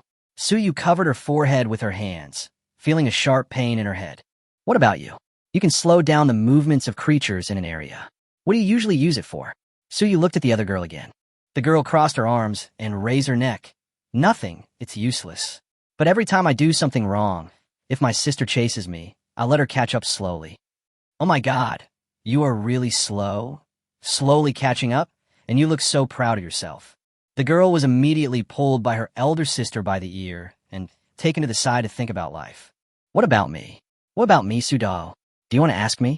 Another girl ran over excitedly. At 16, her pigtails swung back and forth, giving off a lively and cheerful vibe. Suyu remembered that her ability was also spatial, but it was teleportation, similar to a short-distance flash. Suyu forced a smile and shook her head. No, just now, because you were lively and active, always playing and making noises with your friends. When your mother beat you, you ran away so skillfully that it made people feel distressed. I probably know what you usually do. The little girl, who was the same age as Kokoro, had a cheerful and carefree personality. She was not too disappointed and quickly skipped back. The maidens were laughing and joking, completely losing their initial restraint and confusion. Their smiles were bright, beautiful, and warm. Suyu wanted to beat someone up after seeing this. Oh, what a difficult future. This group of people came from the same place, Azia Ziangweini. I should have guessed it earlier. Chapter 59. After a while, Suyu finally sorted everyone out. Spiritual, defensive, and most common elemental abilities were grouped under attack. Creation, healing, and illusion were considered support. Many abilities are special and have wide-ranging applications, making it difficult to pinpoint them at the moment. Most are variant abilities, so they are grouped into the third category. For example, in the Space series, the Witch of the Teleportation System can teleport herself or external objects, so she is very likely to learn special skills, such as space tearing. This ability is really abnormal and has great potential for training. The Time series has not been discovered yet, but it cannot be ruled out that there are such witches in this world. Suyu became inexplicably excited at the thought of the possibility of a plug-in skill, like Time Stop. Wearing a maid outfit and a few knives, she is definitely Sakuya. Ahem, I was thinking too far ahead. Kokoro's affinity lies with the wood element, possessing the ability to slowly heal wounds, so Suyu has temporarily placed her in the support category. Of course, there's no ruling out the possibility that this little cutie will explode in power, becoming a master hand like Hashirama Senju. At that point, forming hand seals, performing a sealless healing move, or even summoning a tree world, just thinking about it makes her feel incredibly immersive and stylish. Suyu cast an expectant look at Kiki Luo, indicating that she was very optimistic about him. Kokoro opened her eyes wide, thought for a long time, and finally turned her face away, saying that she couldn't do it tonight because her body still hurt. This is not on the same channel. Okay, everyone be quiet. After everyone took their positions, Suyu began to lecture. I'm already aware of everyone's abilities. They're all pretty good. Suyu showed a satisfied smile on her face, which perfectly illustrates the meaning of smiling on the surface, but frowning in the heart. Wu Su is different. In fact, we all hate our own abilities. Yes, Great Witch Su is so kind. I heard that Kokoro was saved by him when she awakened. Ah, so does that mean we don't have to worry about awakening? But then, well, it's not impossible. Anyway, I don't hate Suda. The witches began to whisper, some holding their little faces and dancing, their little eyes glancing at Suyu, making people's backs cold. Suyu secretly wiped the sweat off her face, thinking that adults didn't dare to take them all, or they would die. He coughed violently and continued. There's no need to resist your identities as Miko, nor to hate these abilities. This is actually another test from heaven. It brings you pain, but it also grants you greater power than ordinary people. It's just that you don't quite understand it yet. This is an ability you were born with, and only when you truly accept its existence can it be used for your benefit. So, don't be afraid, don't resist, I will tell you what to do. Although Su Yu's words were not very meaningful, as a great wizard, he was the object of respect in the hearts of the witches. His words had an invisible, infectious power that made the witches believe and be moved. The witches opened their eyes wide, admiring him spontaneously, and their favorability values rose rapidly. Winnie and Xiao Huahua stood to one side. As the clan leader, she received special treatment, so she wasn't among the 3 rows. Her expression was the same as always, a faint smile on her lips, but her hands were clenched tightly, afraid that if she wasn't careful, her clan leader's heirs would completely fall apart. Xiao Huahua, the king of understanding, was eager to learn, blinking her eyes with brilliance. What Suyu was doing was something she had never encountered since she was a child. This boy's knowledge and insights were beyond her comprehension. She was witnessing new history, and her heart was so excited that it heaved like a rabbit. Then, Suyu pointed out what the witches had always lacked the most. Your abilities are remarkable and not as useless as you think. It's just that there are many things you haven't encountered, nor have you truly understood. What you lack is the ability to spark your imagination and let your imagination run wild. That's right, it's the ability to imagine. Throughout history, which magician was born with the ability to perform magic, or was born with knowledge of spells, forbidden techniques, and enchantments? These things were non-existent at the dawn of time. Later generations only knew how to learn and use them, but few considered creating, transcending, or deeply contemplating them. The trees planted by our ancestors do provide shelter from the wind and rain, and provide shade and rest. However, excessive comfort can also make people become entrenched in conventions and become lazy without realizing it. Suyu's words echoed in the air, and the witches all stared intently, because they instinctively felt that Suyu's words were touching something deep in their hearts, something that could change their destiny. Depending on your own insights, and combined with your own magical powers, you could draw inferences from one instance, imagine, and create unique abilities that belong only to you. This is the direction you should pursue in the future. Suyu looked at the witch's serious expressions and softened her voice. Next, I will make a training schedule for each of you based on your respective abilities. No matter what difficulties you encounter, don't be afraid or retreat. Just come to me. Of course, there were many overlapping abilities in the 53-person training plan, but even so, it was still a rather troublesome matter. But this is something that must be done, regardless of whether it is worth it or not. Only when the witches themselves become stronger can the tribe become stronger. Suyu is just one person with two hands. Even with the system, her current strength is still a little weak. The training meeting of the witches lasted until dusk. Except for a few with special abilities, whom Suyu planned to focus on guiding, today's mission was declared over. When we returned to the big house, Yaxiang was flipping through the book of Tianyu Explosion's fighting skills on the haybed. Suyu sat down next to Yaxiang, poked her waist gently, and touched her cool belly. Yaxiang hesitated for a few times before turning her face away. How's your study going? I understand a little bit, but it's quite difficult. Yaxiang nodded. It requires a high level of control over magical power and a high affinity for fire. If combat skills were easy to learn, they wouldn't be worth that much. You can do it. Sujuain Kirith. Brother Suyu, I'm here. At this moment, Kokoro jumped into the house with a snap, scaring Suyu.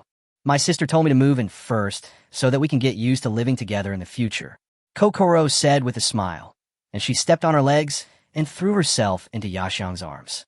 Yaxiang put down the animal skin book and patted Kokoro's head lovingly. We will be a family from now on. Brother Suyu, are you hungry? Let me grill some meat for you. Suddenly, Kokoro in Yaxiang's arms raised her little face and asked, Let me do it. You talk to Yaxiang more. Suyu pinched Kokoro's face and came to the other side of the big house. He picked some peppers from the plantation today, so he planned to taste them. What to do at night? Hi, cold salad. Chapter 60 Bow and Arrow.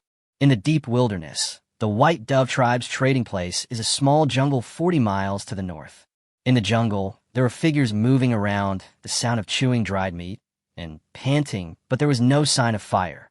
The cold wind whistled in the jungle under the cover of night, and the several animal skin tents seemed even more lonely and cold. Next to the tent, for people were sitting together. Outside the camp, 7 or 8 warriors holding iron swords were hiding in the bushes, keeping watch. The huge trees blocked out the sun, preventing the moonlight from reaching the sky. But the head of one of the men still shone brightly. Scar is dead. The skinny man sitting opposite the bald man spoke in a cold and displeased voice. Why did only my people die? Under the cover of night, his eyes suddenly became sharp, and he looked at the bald man and the tall and thin man with a bad face. On the ground, not far away, the body of the Scar man was thrown there, with his neck horribly eroded, blood gushing out, and his head missing. The overwhelming pressure of magical power nearly crushed the bald man and the tall, thin man to their knees. The branches beneath their buttocks crackled and shattered. But the magical power was quickly dissipated, and the other burly man snorted in disdain. He's dead. He can only blame himself for underestimating his enemy. He's a top-tier fighter and possesses combat skills. His strength shouldn't be underestimated. The two bald guys did the right thing by retreating when faced with difficulty. At least they helped bring your body back. Oh, the skinny man opposite was furious, but he couldn't vent his anger because both sides were about to form an alliance. They're both yours, so of course you don't mind. The robbery and murder was proposed by you and planned by all of us. It was our people who tried their best to stop the great wizard of the White Tiger Alliance. You only lost a top-notch warrior, but our great wizard was injured for it. The burly man sneered. In his eyes, the death of a top-notch warrior was not as serious as the injury of the great wizard. The skinny man fell silent. This was the vast disparity between worth and ability, and even though he was furious, he had to acknowledge it. The clan's chief, which had been injured. If word got out, it would be very troublesome, especially at this critical juncture. Since they were an alliance about to merge, they naturally had to keep this matter a secret. But he still refused to give in. He said bitterly, if our people hadn't discovered it in advance, that woman would have secretly left that night. How could you have obtained the information so quickly? We contributed the most intelligence and manpower, so you must pay more for this loss. This is something that the higher-ups should consider. Why are you meddling in other people's business? Nima was speechless. The burly man suddenly added, we've already agreed from the beginning. If the mission succeeds, the combat skills and high-end technology will be split equally. If the mission fails, all consequences will be borne by yourselves. Go back and accept your punishment. The skinny man spat, picked up a skull helmet at his feet, ordered the corpse with scars, and left angrily. You are not much better, Humph. Watching a group of people leave in the night, the burly man leaned back with a sneer on his lips. I'm sorry, my father won't punish me. After that, he looked at the two bald men with a dim gaze, and his voice became cold, completely losing the frivolous disdain just now. Tell me, what happened? Master, we had just said it, that is... The bald man's eyes flickered, and he spoke vaguely. Speak, I'm listening. I don't care at whose hands he died. The burly man's words instantly sent chills down the bald man's back. The two men shuddered. They were subordinates of the burly man's father. Although they had heard rumors about this young master, it was only when they actually worked for him that they discovered that this man was moody and had a vicious eye. They returned with Scar's body, naturally not daring to tell the truth. Xiao Huahua had been rescued by a member of the clan, a man of superb skill and skilled in combat, beyond their reach. It was a mixture of truth and falsehood, but it did ring true. The skinny man, irritated and embarrassed, naturally didn't consider the truth. But strong men are different. People in this era weren't so good at lying, after all. Feeling guilty, the bald man even spoke incoherently. He initially claimed the other side was just one man who had achieved a breakthrough on the battlefield, then later claimed he'd reached the peak of the superclass. Are you kidding me? Furthermore, according to their intelligence, the White Tiger Alliance had only sent one great wizard, not any top-tier warriors at all. Feeling the threat of death, the bald man replied in a trembling voice, we don't know the man's identity. When we found him, he was with Xiao Huahua. He was accompanied by a witch with the element of fire. Moreover, he had indeed just broken through to the super first-class level, but what? The bald man hesitated for a moment, then sighed. He seems to have 2 fighting skills. Oh, the burly man became serious for the first time. The information he received was somewhat shocking, sounding so incredible and unreal. But the bald man didn't seem to be lying this time, let alone telling such a lie that was not funny at all. A priestess of the element of fire and a man with 2 combat skills.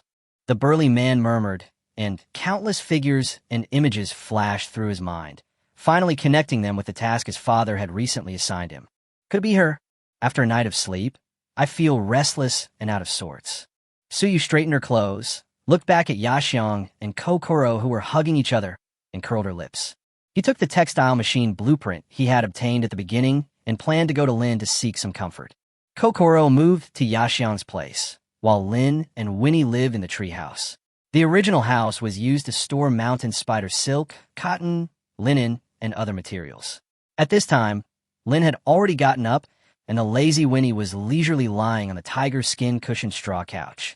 Lin had already put on her clothes, and her cheeks were a little wet from patting them with water. Suyu, why are you here? Lin was a little surprised when she saw Suyu coming in so casually. Under normal circumstances, this guy would sleep until noon. Hee, I think the tribe needs to develop quickly, so we need to be more diligent. Suyu lied with his eyes open. Winnie, who was still lying on her side, rolled her eyes for once. Oh, Lin was simple-minded and asked, are Kokoro and Yashiang still sleeping? Yes.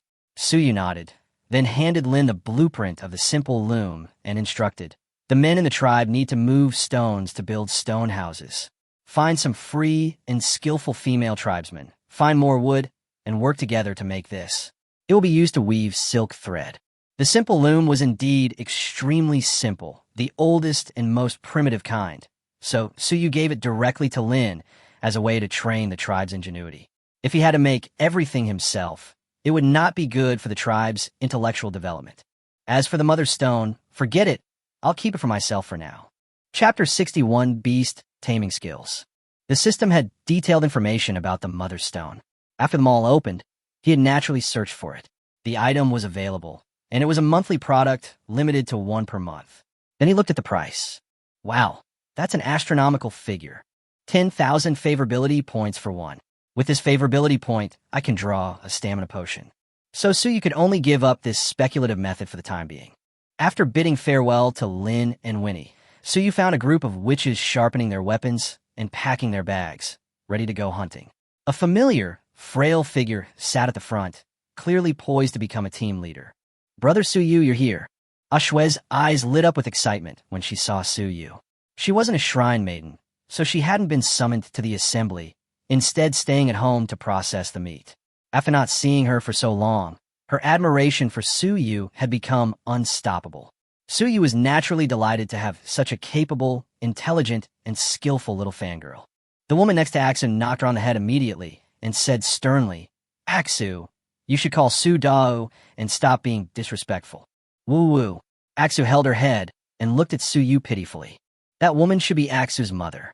Suyu walked over and touched Aksu's head, smiling gently.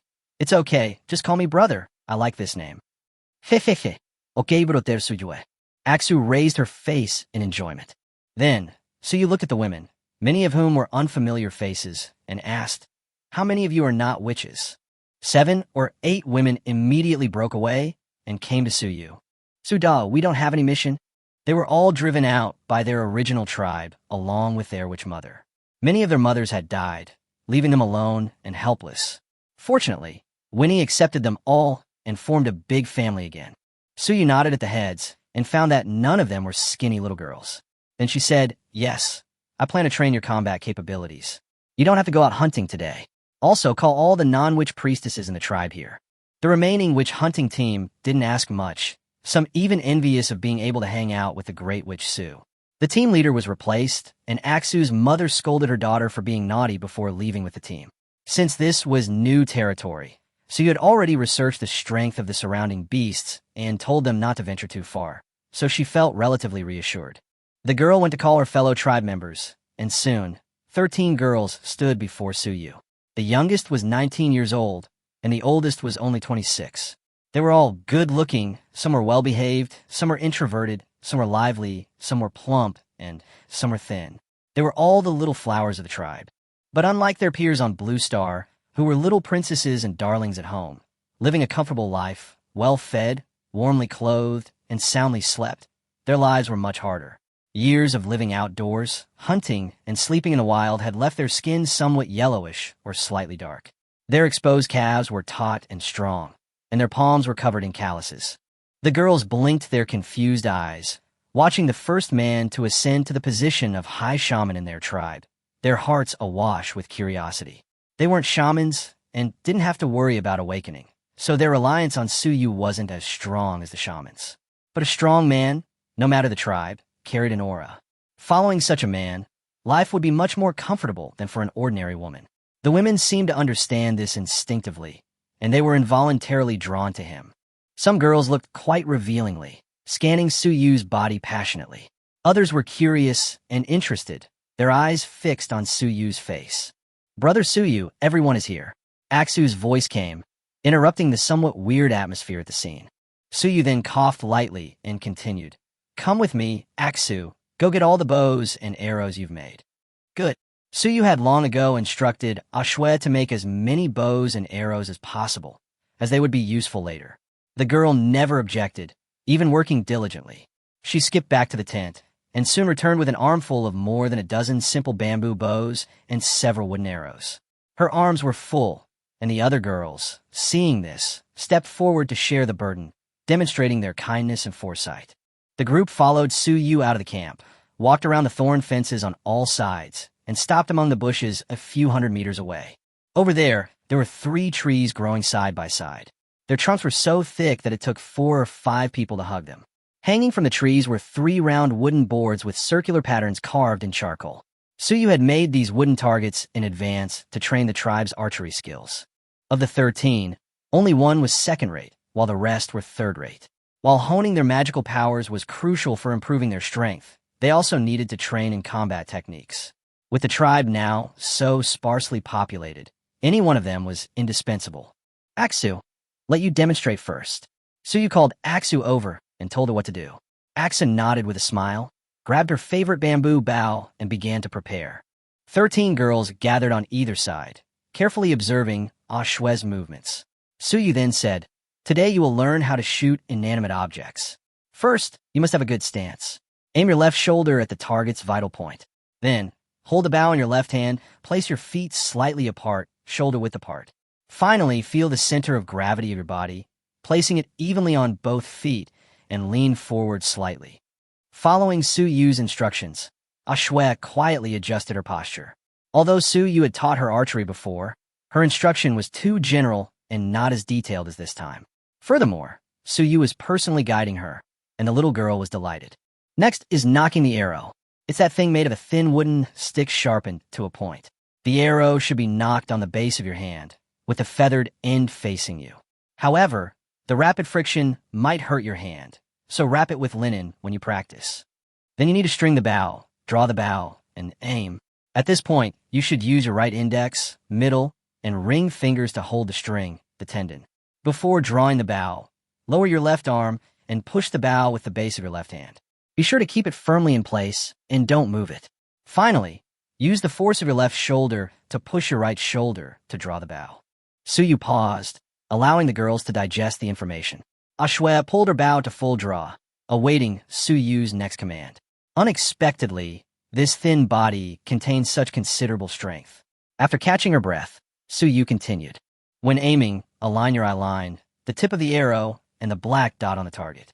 Once everything is aligned, instantly release your 3 fingers. Whoosh! Ashue shot an arrow, and it hit the bull's eye of a wooden plank not far away.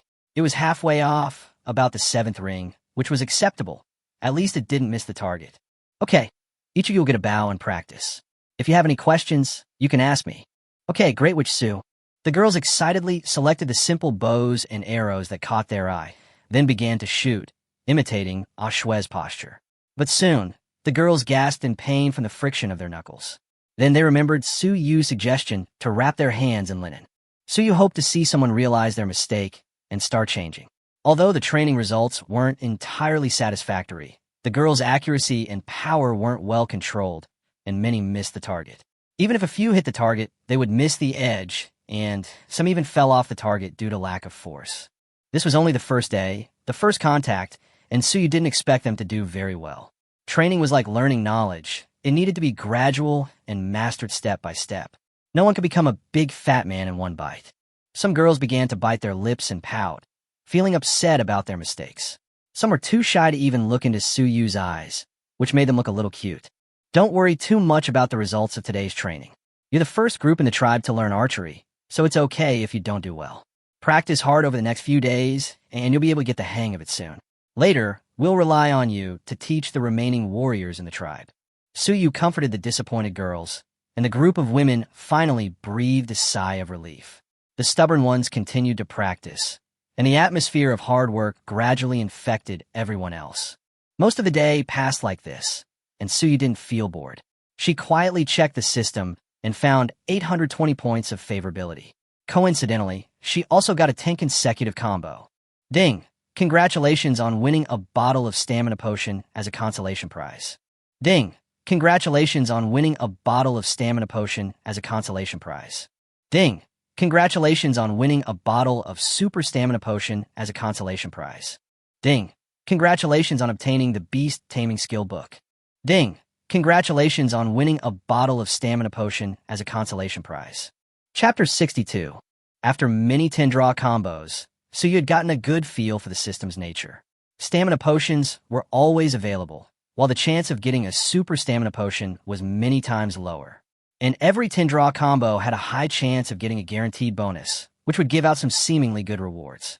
Of course, there are exceptions, such as the half can of chili sauce last time. If the current 10-pull draw doesn't produce anything, then the chance of getting the guaranteed minimum next time is basically 100%. Overall, there is still hope. This time it is the Beast Taming Skill Book. Taming animals is indeed a very practical skill in this era. On Blue Star, it's called a vehicle, and here it's a mount. Just imagine, if you can use beasts like those mountain beasts, the combat effectiveness of the tribe will probably be further improved. Xiao AI, learn the Beast Taming Skill Book. Ding, Beast Taming Skills learned, current status, level 1. Taming, touch any part of a beast's body to fuse your own magical power with that of the beast, achieving a unique method of taming the opponent. The success rate of this magical power fusion is proportional to the magical power-strength ratio between the host and the opponent. The stronger the opponent's bloodline magical power, the lower the success rate. Failure will result in magical power backlash, so choose your target with caution. Friendly reminder. Once the host has decided to tame a beast, the system will automatically indicate the probability of success. Taming skills are naturally progressive. After successfully taming your first beast, the skill's growth begins. This growth accumulates with each tamed beast, excluding those with less than second-rate magical power. Each level of taming skill grants an additional 5% chance of matching, capped at level 10. Ding! The system has preliminarily matched the current world's biological data. It's a second-rate beast, at least equivalent to an ordinary black bear. It's really rigorous, leaving you no chance to cheat.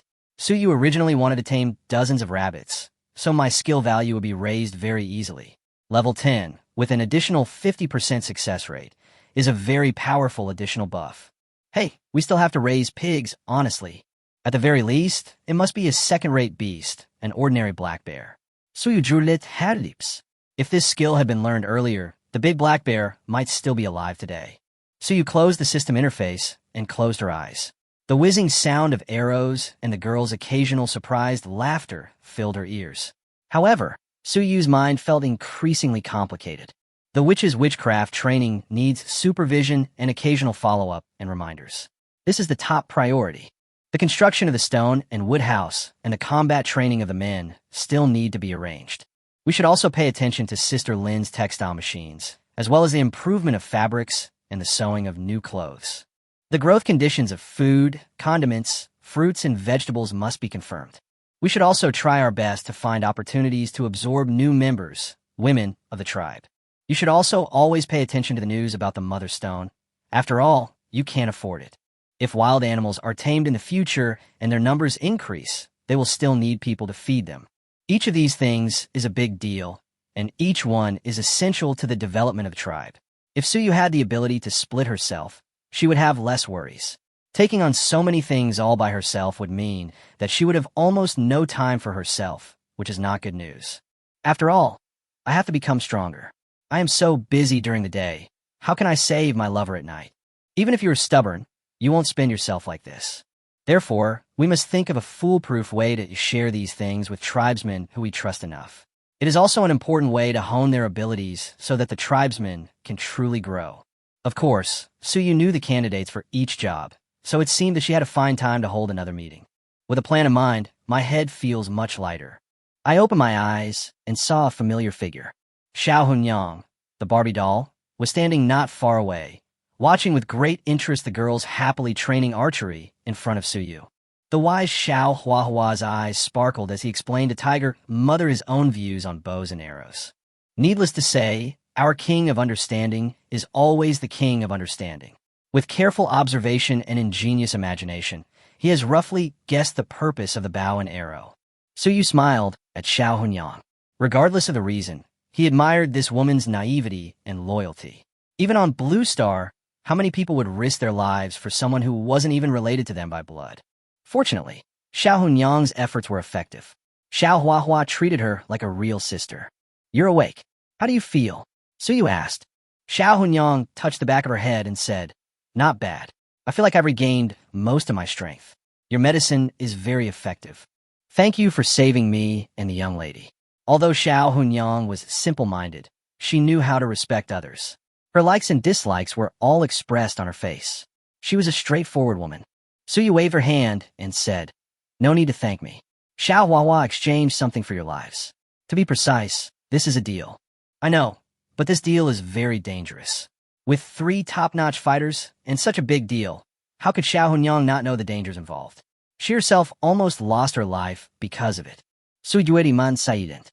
Xiao Huahua came over at this moment and said with great interest, "Suyu, your bow and arrow is very powerful. If you improve the arrows you shoot and use iron arrowheads, they will be even more powerful." "Okay, are you sure you didn't come for Blue Star? He is indeed worthy of being called the king of understanding." Suyu's mouth twitched and she coughed twice. "I've had the idea for what you said a long time ago, but we lack iron tools now, so we can't make it yet." Xiao Huahua chuckled and said, "I told you, you must have considered this a long time ago." At this time, Xiao Hunyang was staring at the group of girls practicing archery with a hint of longing in her eyes. "Do you want to practice?" Suyu couldn't help but ask. "Is it okay?" Xiao Hu's mother was surprised. Suyu spread her hands and said, "It's not impossible. It's not some high-end secret technology." "Hey!" Xiao Hunyang regained her former heroic spirit. She took 2 big strides and came behind the girls. Her King Kong-like body scared the girls so much that they almost turned around and ran away. It seems that they need to train their courage more. Suyu couldn't help but think.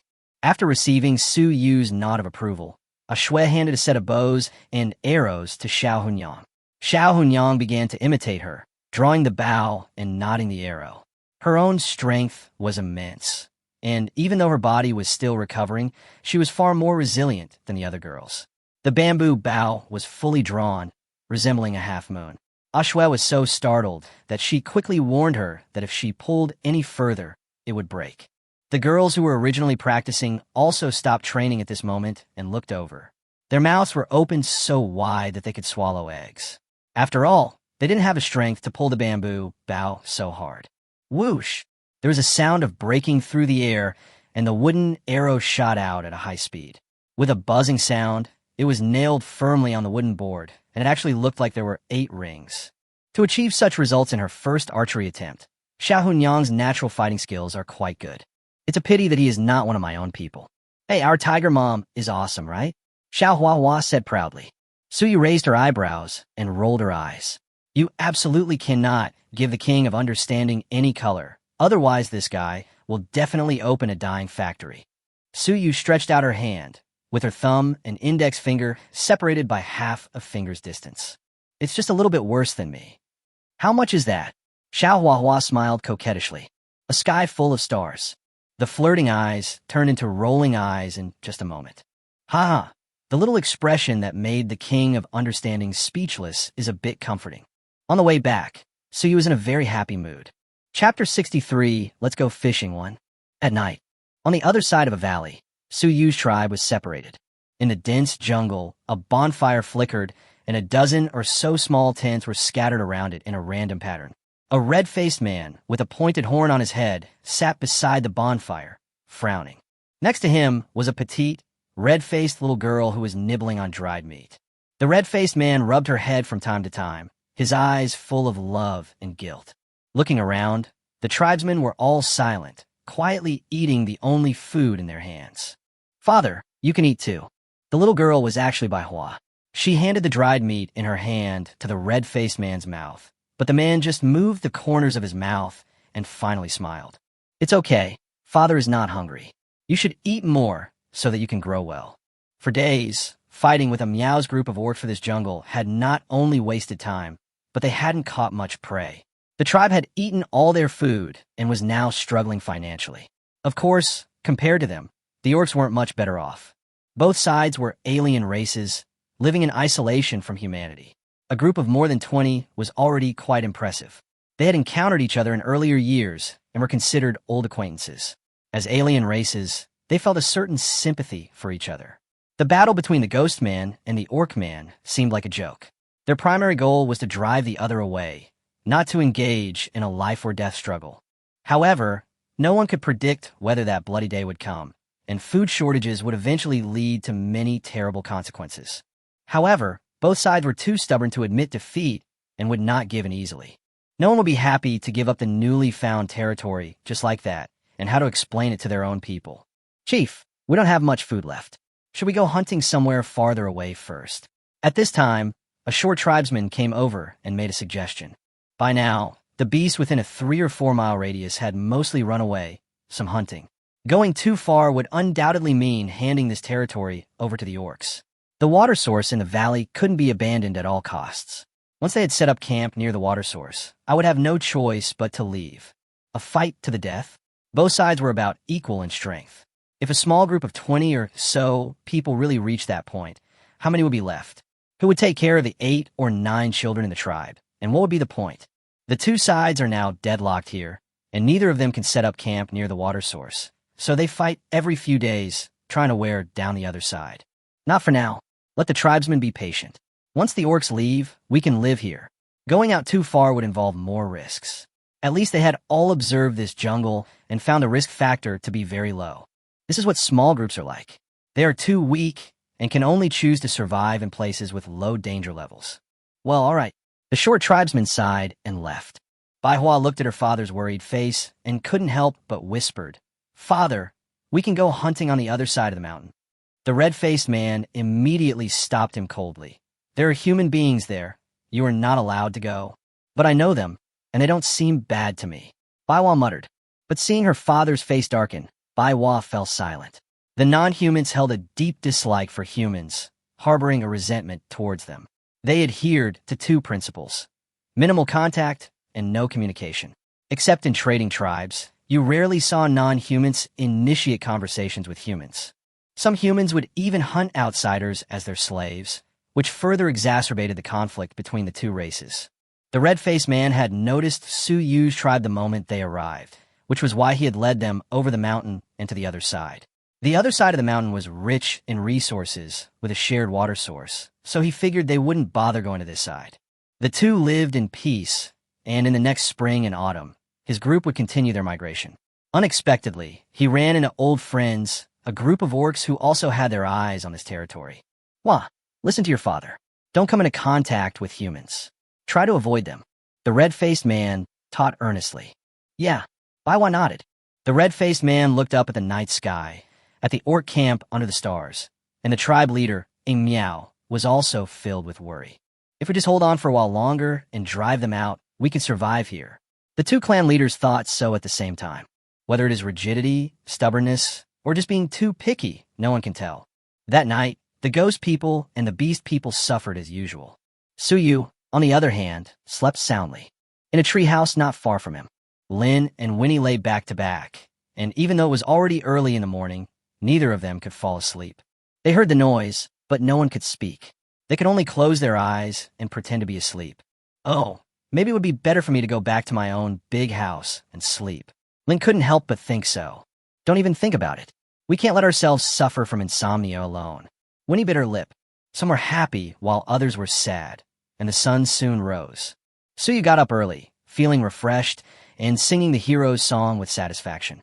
"I practiced a few sets of senior Tai Chi and stretched my muscles a few times, and my waist felt a little sore. Hey, this boring and tasteless life." Then another hard day began. Suyu first checked on Si Jiao and his team's progress. Si Jiao's abilities were indeed impressive. He had already begun assigning tasks to his tribesmen, including moving stones and building foundations. The unused women in the camp were helping to polish the irregularly shaped stones. The polishing tools, mostly made of hard-bone knives, were neither efficient nor powerful enough. Suyu simply borrowed the few iron swords the tribe had. After that, the trees need to be cut, and the bone knife process will be very slow. The demand for iron tools will begin to increase. Therefore, we must find a way to obtain iron ore. Si Jiao and the others first built Su Yu's house, located in the center of the camp, near the planting area. Su Yu is the tribe's chief, which, bringing new knowledge and possibilities to everyone. He was treated even more highly than the tribe leader, and no one felt anything was wrong. It was tribe leader Winnie who took the initiative to propose this idea. Si Jiao couldn't help but think in his heart that the beautiful witch leader might become Su Dao's woman in the future. Chapter 64, Let's Go Fishing. After a while of wandering around, it was already noon. Su Yu accompanied Si Jiao and others to eat some simple meat. He no longer had to worry about the work situation here. His target today was the tribesmen who went out hunting. The tribe had 3 dedicated hunting teams. Each team consisted of approximately 10 members, with 1 or 2 more occasionally joining. All 3 teams would depart at the same time, though their destinations would vary, returning around the same time. The witches had to hunt wild animals for the tribe's survival, while also studying the training programs provided by Su Yu to enhance their own magical powers. Su Yu was well aware of their hardships, which was why changes were necessary. When the hunting teams returned to the camp one after another, Su Yu immediately gathered them all together. Su Dou had something to tell them, and even though they were exhausted, the women followed without complaint. Abandoned and expelled from their original tribe, the witches had wandered, endured hunger, and faced the threat of death from their awakening. Their experiences were many times more difficult than those of ordinary women, which made them even stronger.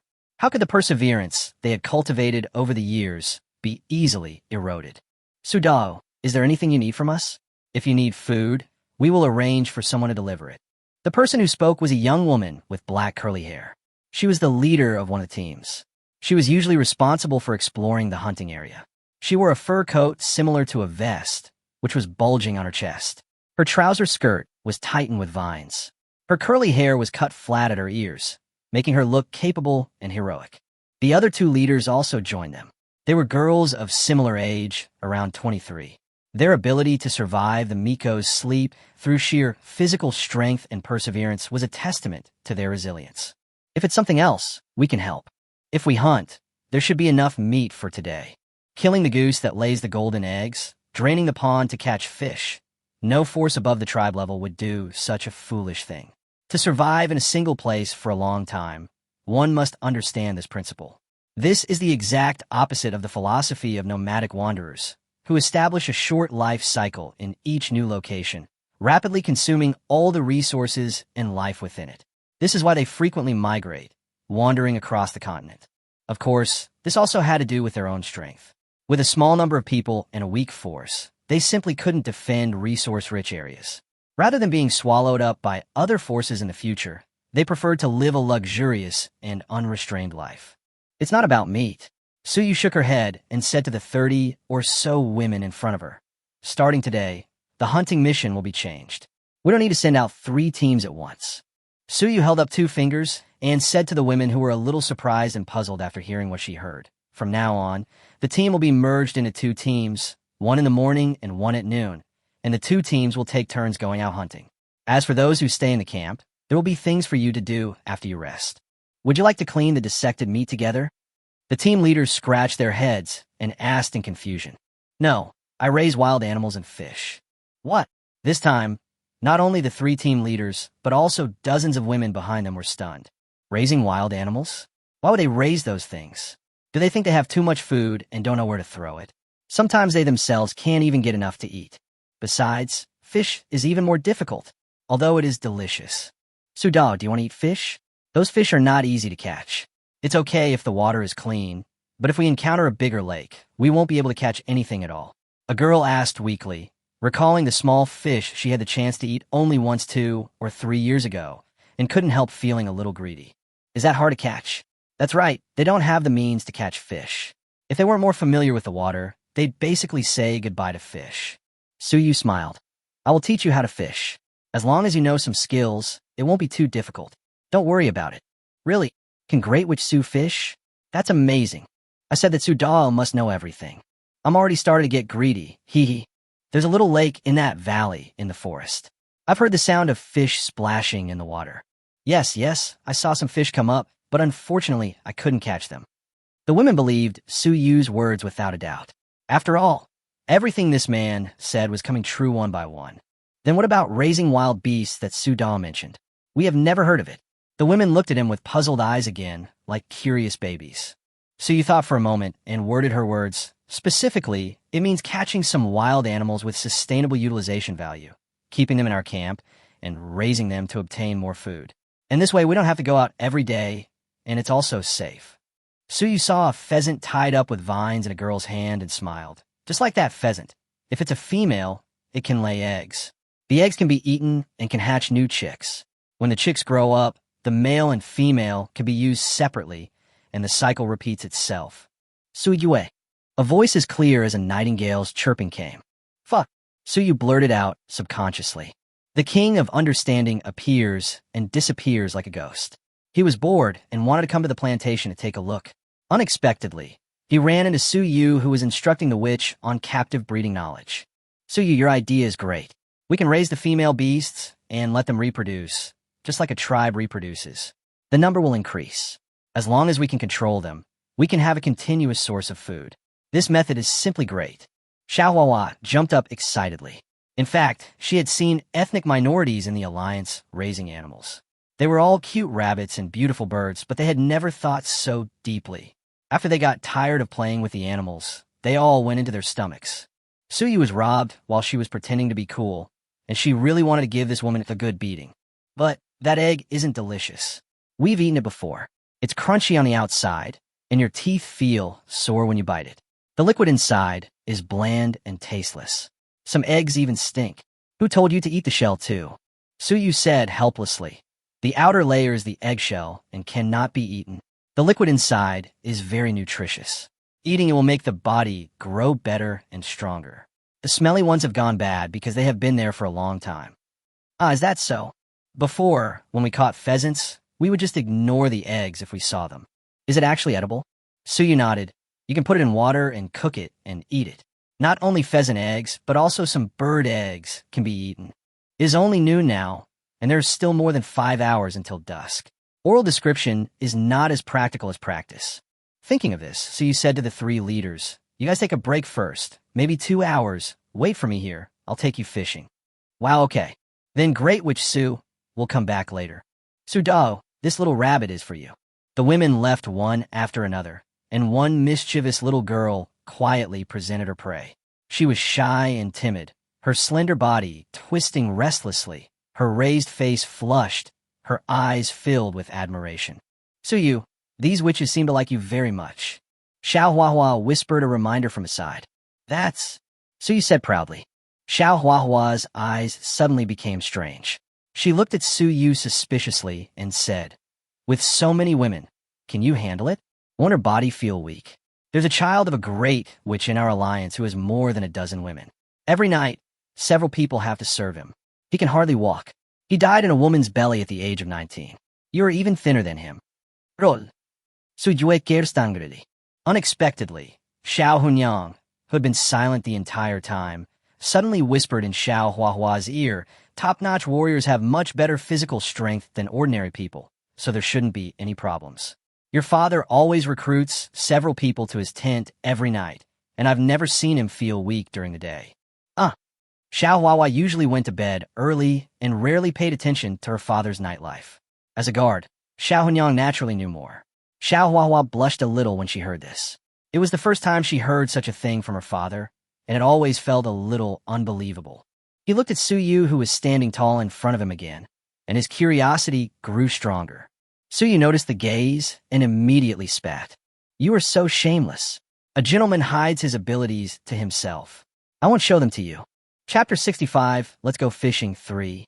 She has to take the witches to learn how to fish later, so Suyu doesn't have time to waste with these 2 naive people. She has to prepare the tools in advance. The humans of this world haven't yet delved deeply into fishing techniques. After all, hunting wild animals on land is much easier than hunting fish in the water. Fish live in water, and water is the foundation of the tribe's survival. Unless absolutely necessary, they won't drink all the water in a short period of time. Therefore, fishing has always been a weakness of the tribe. It's also because of this factor that fish meat fetches a higher price in the market than ordinary animal meat. So, things like fish hooks, fishing nets, and harpoons don't exist. The materials for fish hooks are rather difficult to obtain, requiring specially shaped animal bones or being made with iron, which is too troublesome at this stage. As for the harpoon, it is much simpler and can be done with a bamboo spear or a thin branch. As for the fishing net with the highest harvest rate, Suyu thought of a very good material.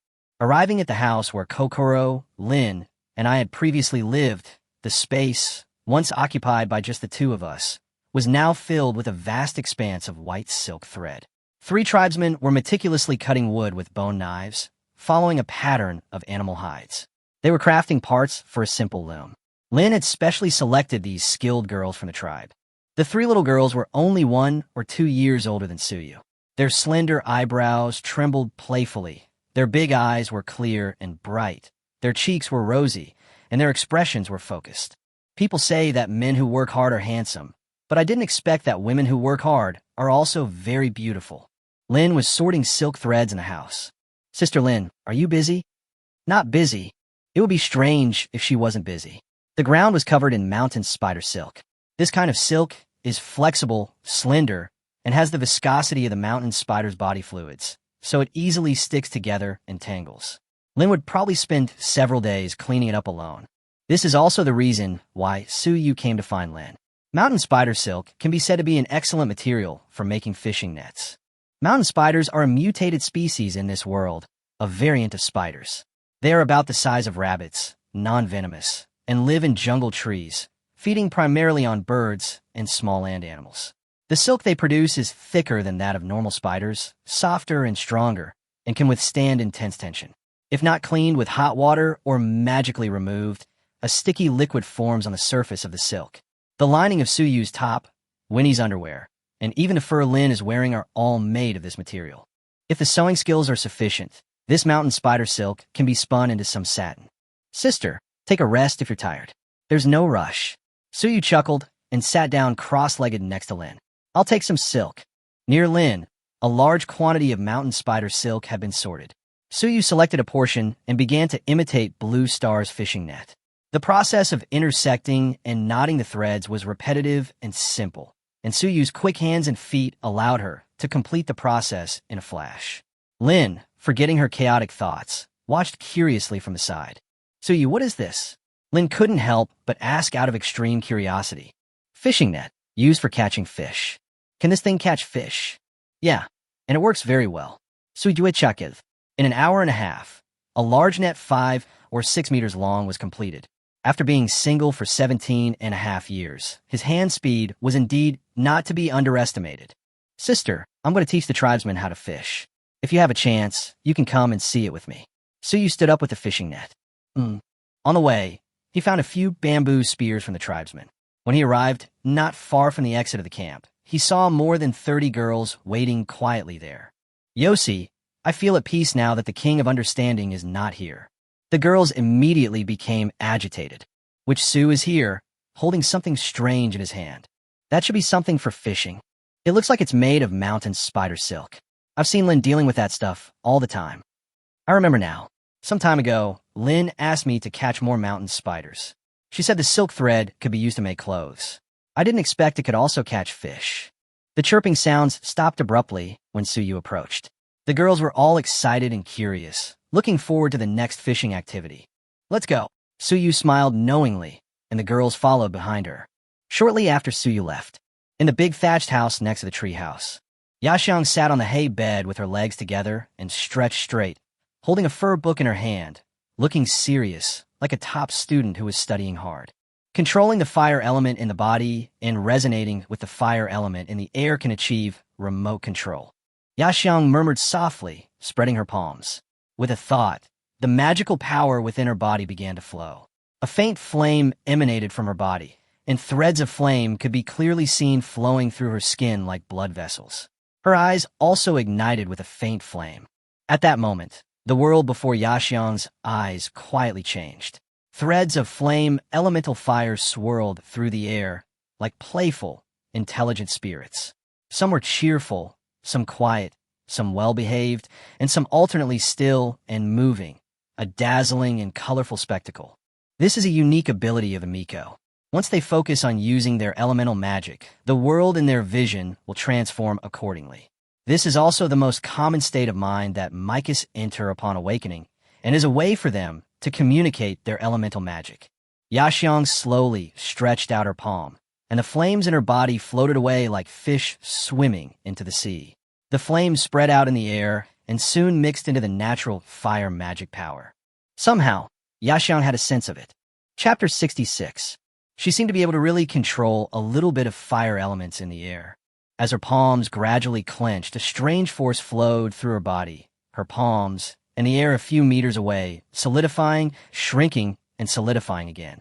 As far as Yaxiang could see, as if responding to her expectations, a stream of flame energy gathered and went away.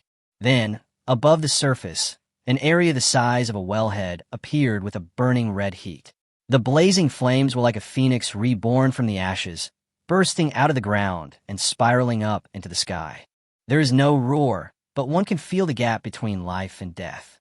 The flames rushed straight to the roof and exploded with a loud bang. If Suyu was present at this moment, she would definitely shout, "Damn, are you wee-wee?" Forehead. The roof of the house exploded, and Yaxiang was a little confused. Wisps of green smoke drifted towards the horizon. Fortunately, there was very little hay on the roof. Did I succeed? Mastered the sky, fury explosion? It's only been 2 days, and I've already figured it out. Am I a genius? Ho. The first time I came into contact with combat skills in my life, I actually achieved such results. It was like buying a lottery ticket and winning 100 million. It was already very good that I didn't go crazy on the spot. Yaxiang burst into tears of joy and jumped up from the hay bed in an instant. She was so excited that she wanted to find someone close to her to tell her story immediately. Suddenly, I felt that a warm current in my body seemed to break through the bottleneck and overflow. The surging magic power began to flow in my body, nourishing every part of my body. Awakening is successful? Not the third awakening, but the second. It was like a joke. I woke up inexplicably. Yaxiang, 25 years old, experienced a sudden second awakening at the beginning of the year. This second awakening was far more intense than the first, and she managed to suppress it through sheer willpower and medication. She knew then that this superficial, ineffective solution would ultimately lead to her own death. But she had no choice. This is the fate of the witches, a curse from heaven, an unavoidable disaster. She will never forget the pain she felt when she awakened. However, everything that happened before her eyes made her brain freeze. Was the second awakening, which she had once regarded as a scourge, just gone like this? Was the powerful burst that had been suppressed just gone like this, without a sound? Then all my efforts, worries and fears for the whole year would be in vain. It was such a perfect second awakening. Woo! Not sure if it was out of reluctance or excitement, but Yaxiang always wanted to find someone to beat up. She guessed why. The fact that Suyu was able to save Kokoro from a deep sleep proved that he had some ability to resist voodoo. Yaxiang was like a wriggling caterpillar, with her face pressed against the ground and a colorful expression. This. What kind of weird fighting technique are you practicing? Winnie, who had heard the explosion, suddenly appeared at the door. She looked at Yaxiang's strange posture, then looked up at the sky and asked in surprise, "Is this fighting technique so roof-breaking?" Woo! I didn't want to talk right now, and roll my eyes at Suyu, who was wandering around somewhere. When they arrived at the small lake in the valley, Si Jiao and the others were still diligently carrying stones. Suyu greeted them, and then led the girls along the stream to the main lake. The main lake is a narrow mountain stream about 5 meters wide, which is very suitable for fishing with fishing nets. The girl followed closely behind, and then saw Suyu stop at one end of the mountain stream, find a few stones, and tie them to the lower end of the spider silk fishing net. The stones are tied to add weight, helping the net stay in place underwater, Suyu explained, having a lively-looking girl hold the other end of the net. The girl herself joined in, almost too nervous to hold onto the net. The surrounding girls were envious, yet helpless. Is this called a fishing net, Su Dao? Yes, the one used for fishing is called a fishing net. Su Yuen Nadif. Place the fishing net across the middle of the water to catch the escaping fish. Suyu and the girl stood on both sides of the mountain stream, then placed the fishing net and pressed down both ends with stones. Is that all right? But I don't see any fish. Keep your voice down. If Su Dao says we can catch fish, then we can definitely catch them. It's not that I don't believe in Su Dao, but the water here is quite deep and there are no fish to be seen. Yes, I can sense it. Among the witches, there are some who can sense nearby creatures. This ability is similar to Suyu's map radar, but it can only detect living creatures, unable to distinguish species, and has a limited range. The girl's name is Ruashing. Suyu paid close attention to her during the witch training meeting. After all, this ability will be very helpful for the tribe in future wars. As long as the coverage area is wide enough, it can perform many reconnaissance missions on his behalf. Suyu glanced at the petite Ruoxing with admiration, grabbed the bamboo spear she had brought with her, and said with a smile, "Using a fishing net to catch fish is one way, but the nets required are more difficult to make, and there are also some requirements for the material selection of the nets. Now I will teach you another convenient method. Spearfish." Suyu held the bamboo spear, held his breath, and stared at the murky water. He thrust it down suddenly. When he pulled it back, a large, lively fish was already on it. The witch's eyes lit up. They could understand something about this. They usually use sharpened wooden spears to kill wild animals. This was how they did it. There shouldn't be much difference between spearing fish and spearing wild animals. Of course, this is not as simple as they seem. First, they lacked map radar or the magical senses that could detect the precise location of fish. A top-tier warrior, with enhanced 5 senses, could detect even the smallest details at close range simply by focusing on a single point, such as the vibration of a fish breaking through the current. "Sudao, can we give it a try?" "Hey, I can't wait any longer."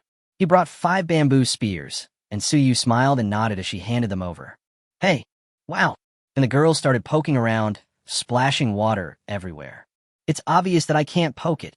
It's because Sudao is too powerful. That must be it. I poked it." Ruoxing suddenly screamed. "Oh, really? So small, ha! Much smaller than Sudao's." "Oh, but I poked it." Suyu was not surprised that Ruoxing was able to catch the fish. He only provided techniques and methods, but what was really needed was ability. Suyu then said, "When you stab, you have to be quick, accurate, and ruthless. Fish are different from wild animals. They are large, so it's not easy for your attack to miss. Fish hide underwater and are very fast. If you are a second slower, they will slip away from you." The girl pouted. "But we can't see any fish at all." "Yeah, Sudao, this method doesn't seem to be of any use." Suyu rubbed the hair of the girl in front of her with a puffy mouth and said with a smile, "This method is not suitable for here. It should be done by the lake where the water is shallower and clearer. It will be much simpler." Oh. Hey, I understand. So that's how it is. I was wondering why I couldn't hit the target. It's actually a very simple truth, but sometimes we can't wrap our heads around it, and it feels incredible. Chapter 67. Now I will teach you how to catch fish with a fishing net. Suyu said, and moved to the other end of the mountain stream. The long and narrow mountain stream was hundreds of meters long. Suyu picked up stones of medium size as he walked and came to the middle of the mountain stream. Looking up, I saw a familiar petite figure on the other side of the valley, on the hillside. She was lying in the grass, quietly watching everything in front of her. Beside her was a creature with small furry ears. White flowers. And the orc children? The adults were fighting over territory, but the children were playing together. They were really a strange group of aliens. However, Suyu didn't intend to pay attention to them. She called the girls over and then threw the stones into the water. "We'll use rocks to hit the water and scare the fish, so they'll flee in one direction. This way, a large number of fish will crash into our fishing nets at the other end of the mountain stream.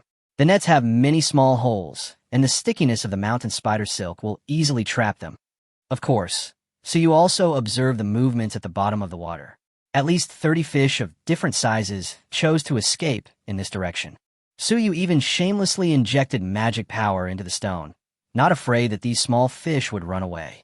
In just a few minutes, the girl who was watching the fishing net on the other side screamed, "It's moving! Come and see! Something is pulling at the fishing net." "Really? Wow, there are so many fish!" The water splashed with a roar. Some fish had already surfaced, slapping the surface vigorously, trying to free themselves from the thin lines that trapped them. However, the net only became more tangled and tighter. More than a dozen fish fluttered in the net, and the huge impact had already torn off the 2 ends that were pressed under the stone. Fortunately, the witch was quick-witted and quickly grabbed one end. Then, with a strong pull, the net, which trapped more than a dozen fish, drew a graceful arc in the air and fell to the ground. Crackle, crackle. Now these cold-blooded animals were completely doomed, jumping around on the ground with their mouths and gills open. The priestesses gathered around, their eyes emitting terrifying rays of light, like Godzilla, spewing flames of desire. Everyone had the same thought in their mind. "We have fish to eat tonight." The witches happily pulled the fish off the fishing net. The net was as tough as Suyu had guessed, with no signs of breaking. However, after being dragged down like this, cleaning it up was a hassle. After teaching the shrine maidens how to straighten out the tangled fishing nets, the fishing lessons came to an end. Now, the witches' worship of Suyu is almost like that of a saint. In their eyes, Suyu has become an omnipotent wizard. No, she is even more powerful than a wizard. The greedy witches, after casting their nets 3 times and catching nearly 40 fish, were stopped by Suyu. He felt that if he didn't say anything, these women would continue fishing until midnight and catch all the fish in the lake. After such a great harvest, the sun had already set on the horizon. The witches then happily followed Suyu back to the camp with the fish in their arms.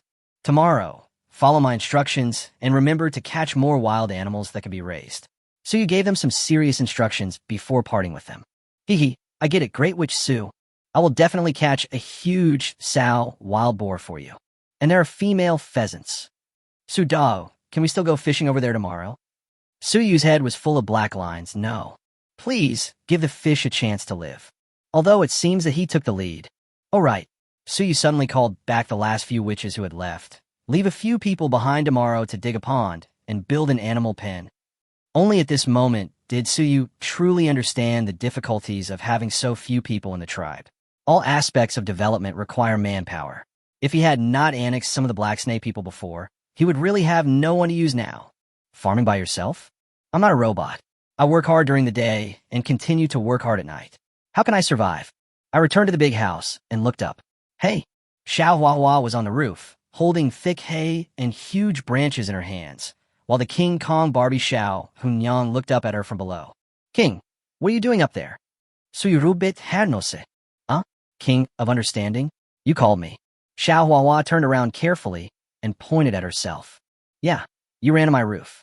What? Did you drill a hole in the wall to steal light? What do you mean by drilling a hole in the wall to steal light? I saw that there was a hole in the roof of your house, so I fixed it for you. You have taken care of me these days, so I have to repay you. Xiao Huahua snorted, feeling that what she did was quite impressive. It's also true. A young lady from the Alliance does what ordinary people do. Suyu's opinion of Xiao Huahua changed a little. As for why she didn't let Xiao Hunyang go up, come on. There was just a hole in the roof now. If she went up, it would be like lifting the roof, etc. Why is there a hole in my roof? Who the hell is so wicked? Blowing up my house. Suyu shouted immediately. Inside the house, Yaxiang moved her legs gently and walked out slowly. I understood it immediately. Suyu immediately rubbed her hands in front of her chest. It would be a waste if we couldn't enjoy this beautiful night sky. Well done, well done. Are you still going to repair it? Xiao Huahua on the roof stopped immediately. Feek Suyos. Oh. Yaxiang was amused by Suyu's sincere expression and burst out laughing.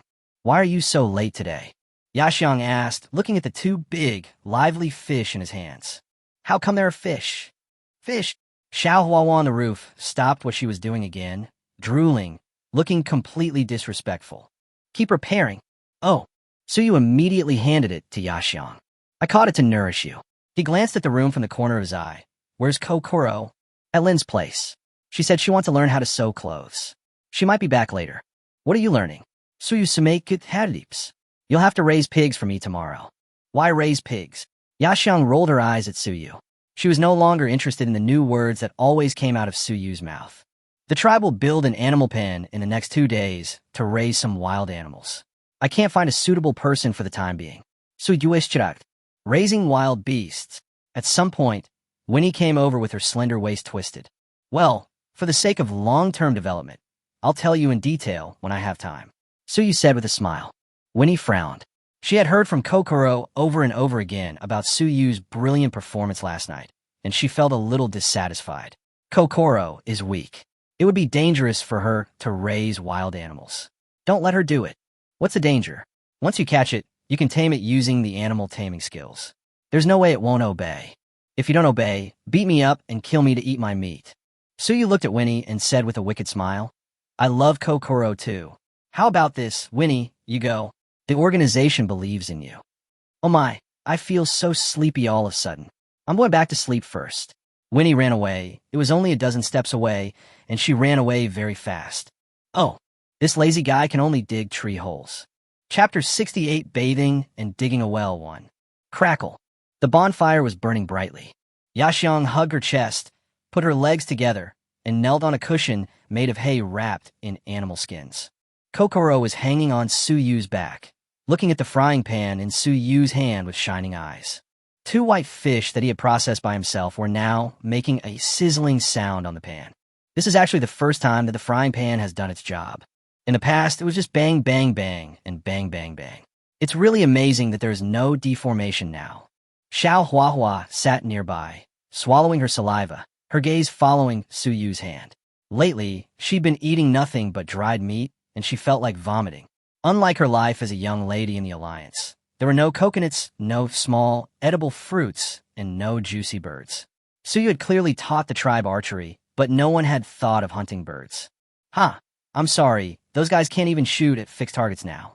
You let them shoot birds. Do you want to starve them to death?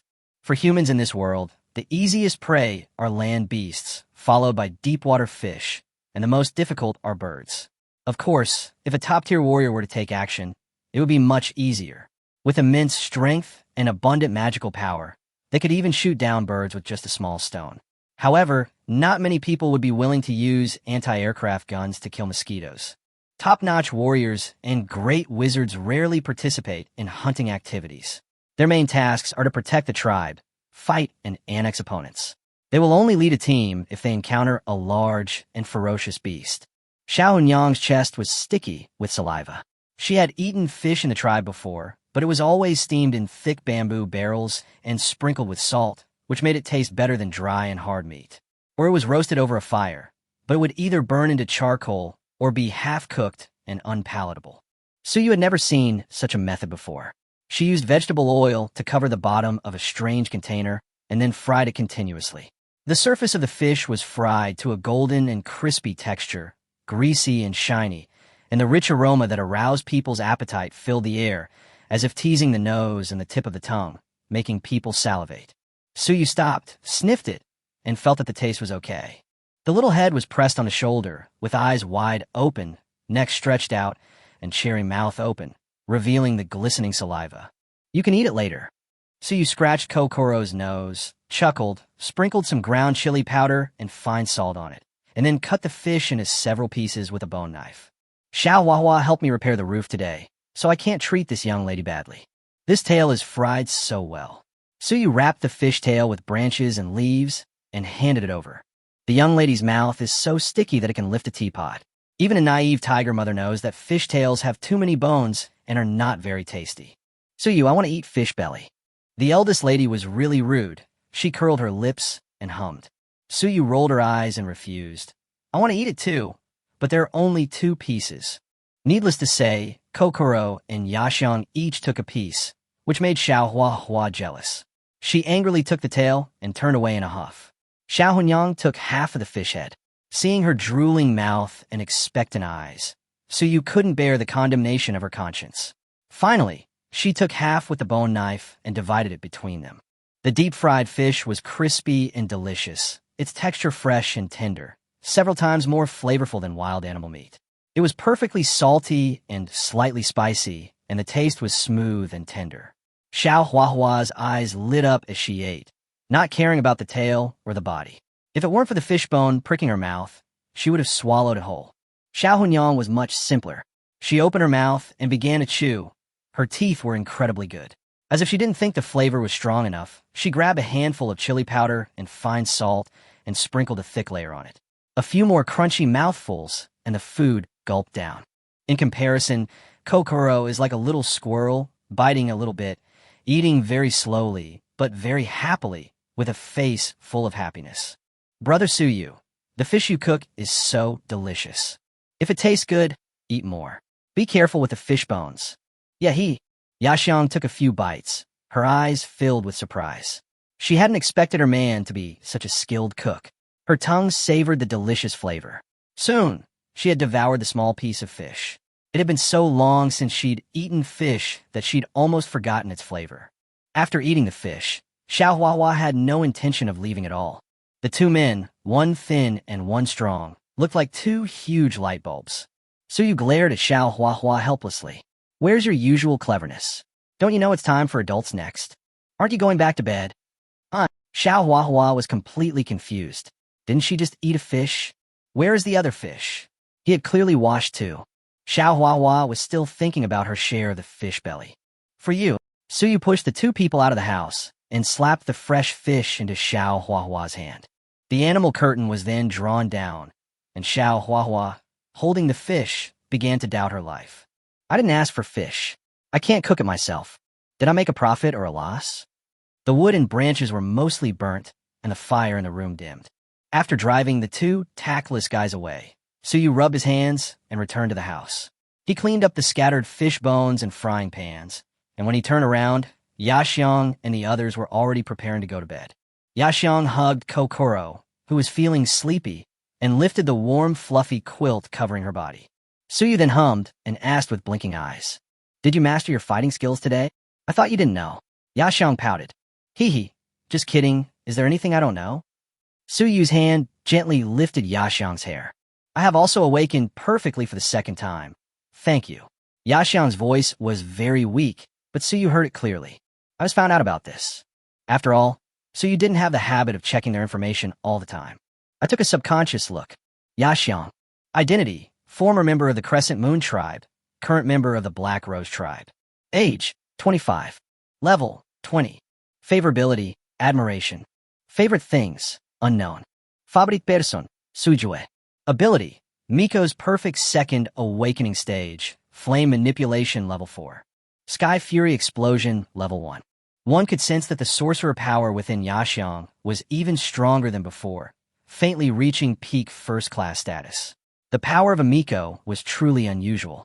Having just broken through to first-class status, her strength skyrocketed after reaching perfection during her second awakening, directly reaching the peak. No wonder some people feared the Miko's abilities. Their growth was truly terrifying. It wasn't an exaggeration to say that a Miko in her third awakening state was comparable to a great sorcerer. Do we even need to say thank you? Suyu good hadips. Go to bed early. Chapter 69. At dawn, Suyu woke up with her arms and legs kicking around, her fur kicked far away, and drooling. When she opened her eyes, Yaxiong was already dressed and heading out hunting with her tribe. This was her primary duty, but she had recently been away for quite a while, working with Suyu. The leading shrine maiden had thoroughly explained Suyu's new hunting philosophy and methods to Yaxiong, and she listened without objection. However, capturing wild animals was much more difficult than hunting them, which put a great test on the shrine maiden's hunting skills. His gaze swept across the room, quickly landing on Kokoro. She was currently carefully slicing a large piece of meat with a bone knife. Wild animal meat is initially cut into large pieces, sprinkled with coarse salt, and air-dried for easy preservation. If it is to be eaten, it is first cut into small pieces and then smoked and roasted. I don't know when I drifted off to sleep last night, but now it's already bright daylight. The midday sun is a bit harsh, and in the yard outside the house, a wave of heat can be seen in the air. The temperature difference between day and night in this world is so great, it feels like a two-stage reversal. The sun is already 3 in the sky. It seems that I overslept. It's no wonder. Suyu has had a lot of things to consider these 2 days. Anyone would feel mentally exhausted if they think too much. I originally wanted to relieve my desires and empty my mind, but ended up having a good sleep. Brother Suyu, you're awake. When Kokoro saw Suyu sit up, she immediately dropped the bone knife in her hand and ran over with her legs flapping. Her forehead was covered with sweat, her cheeks flushed, and her sports top had turned too white after being washed so many times. She didn't know how much longer it would last. Kokoro loved it, and she foolishly put it on in this hot weather. Under the hem of the clothes were 2 healthy-looking calves. She was not wearing straw sandals, but was barefoot. She was half squatting in front of Suyu, her eyebrows curved into crescents. "Why don't you rush over?" Suyu opened her arms, but was only met with a sense of emptiness. Kokoro clenched the corner of her clothes with her hands, tugged at them shyly, and said, "I've been sweating a lot, so it's sticky." "What's sticky? Come here." Suyu stretched out her hand and grabbed it. The girl only weighed more than 70 kilograms. Thinking of what happened last night, he asked, "Kokoro, how do you usually take a bath?" "Ah, hasn't Brother Suyu seen us taking a bath?" Kokoro blinked and poked her little head out from his arms. "How could I have seen it? I don't even know when you took a bath." Suyu said, "Oh, so Brother Suyu didn't know? It's like this. Since the tribe is made up of women, We all bathe together at a set time. To save water, Sister Shaylee uses her magic to create water for us to bathe. That water is much cleaner than drinking water and is also very cool, but disappears too quickly, so we can only bathe for a short while each time. Well, that's probably because Shaylee's witch power is too weak and she doesn't have enough stamina. So what time do you usually take a shower together? Suyu asked curiously.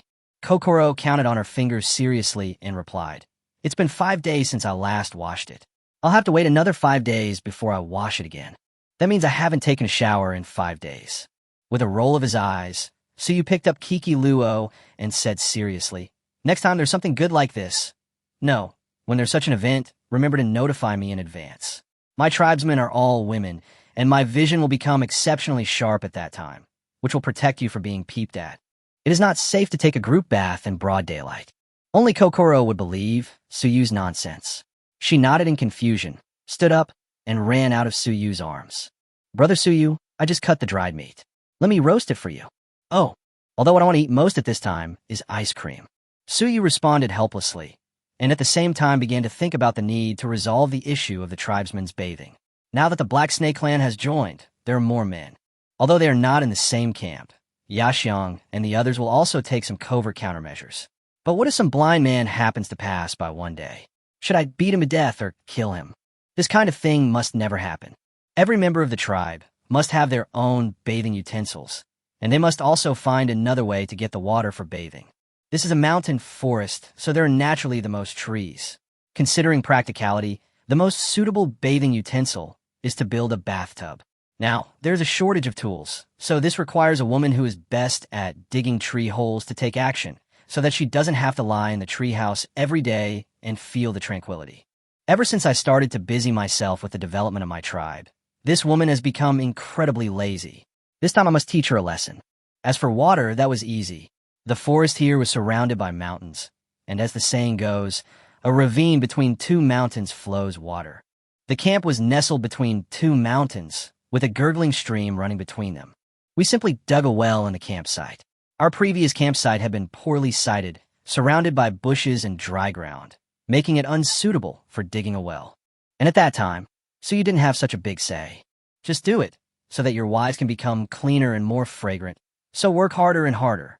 Little B, you have to work hard again.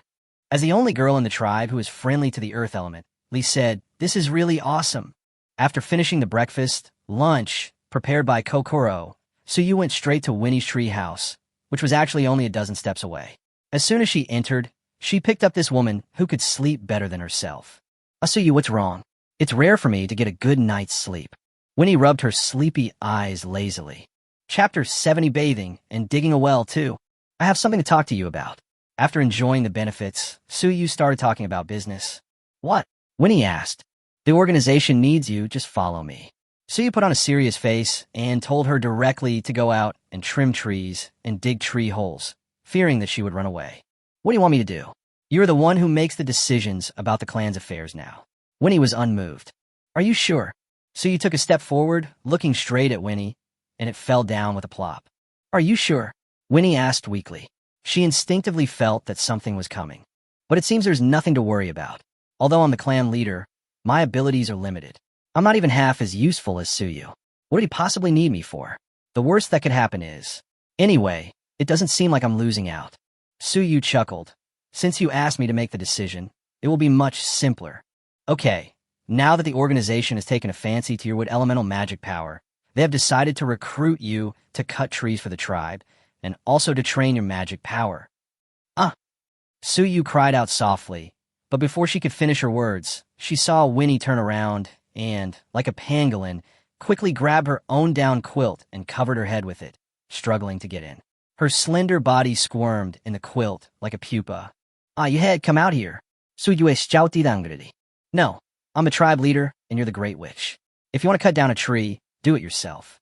Winnie and Xiao Huahua are really birds of feather. They usually look dignified and elegant, like ladies from wealthy families, but when the time comes, their true colors are revealed, and they act like scoundrels and coquettish women. In other words, this is the real Winnie. With Suyu in the tribe members saw hope, and she no longer had to worry. With someone to rely on, she tried to shed her tough exterior and be an ordinary woman. Of course, she would only show this in front of the man she trusted. The same is true for Yaxiang.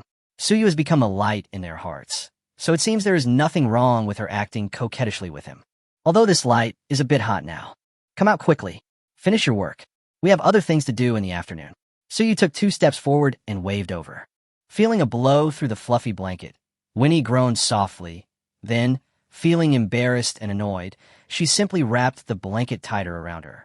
Oh, as long as I don't feel any pain, then it's no big deal. You didn't even go easy on me. I'm going to complain to Yaxiang. Are you coming out or not? No. Got beaten again. Winnie was a little confused. She gritted her teeth and pretended to be dead, not moving a muscle. This was also because there were no tribesmen around, so Suyu simply lost her courage. But it seemed to be of no use. Suyu found that the guy was still motionless, so she had no choice but to carry him and her quilt on her shoulders. Winnie wanted to struggle, but she thought it would be bad if the tribesmen saw her like this. Passing through the camp, the remaining tribesmen came to greet him one after another. Winnie's head was covered by a blanket, so her face could not be seen clearly. Before the tribesmen could react, Suyu quickly disappeared. Is Su Dog going to dry his quilt? There are 2 legs under the quilt. Is it Yaxiang? No way. Sister Aka left with the hunting party this morning. Kokoro's legs don't seem that long. Why would you care about this? Have you completed the wizard training plan that Great Wizard Su instructed you to do? Have you mastered your archery skills? Have you cleaned the meat? Then why are your eyes red? I got a rock in my eye. The tribesmen quickly stopped talking about this topic. Their daily routine was not just about eating melon seeds and chatting. Even though they were still curious about the woman's identity, they did not continue the conversation. Lee, do you have time now? Suyu carried Winnie and came to Lee's small tent. Outside her tent, lumps of earth and utensils made of sand and gravel were placed on the ground, including some clay pots that had been initially formed. Suyu had considered making clay pots long ago, a skill the tribe would need for future development. Currently, most tribe members used animal bones and stone tools.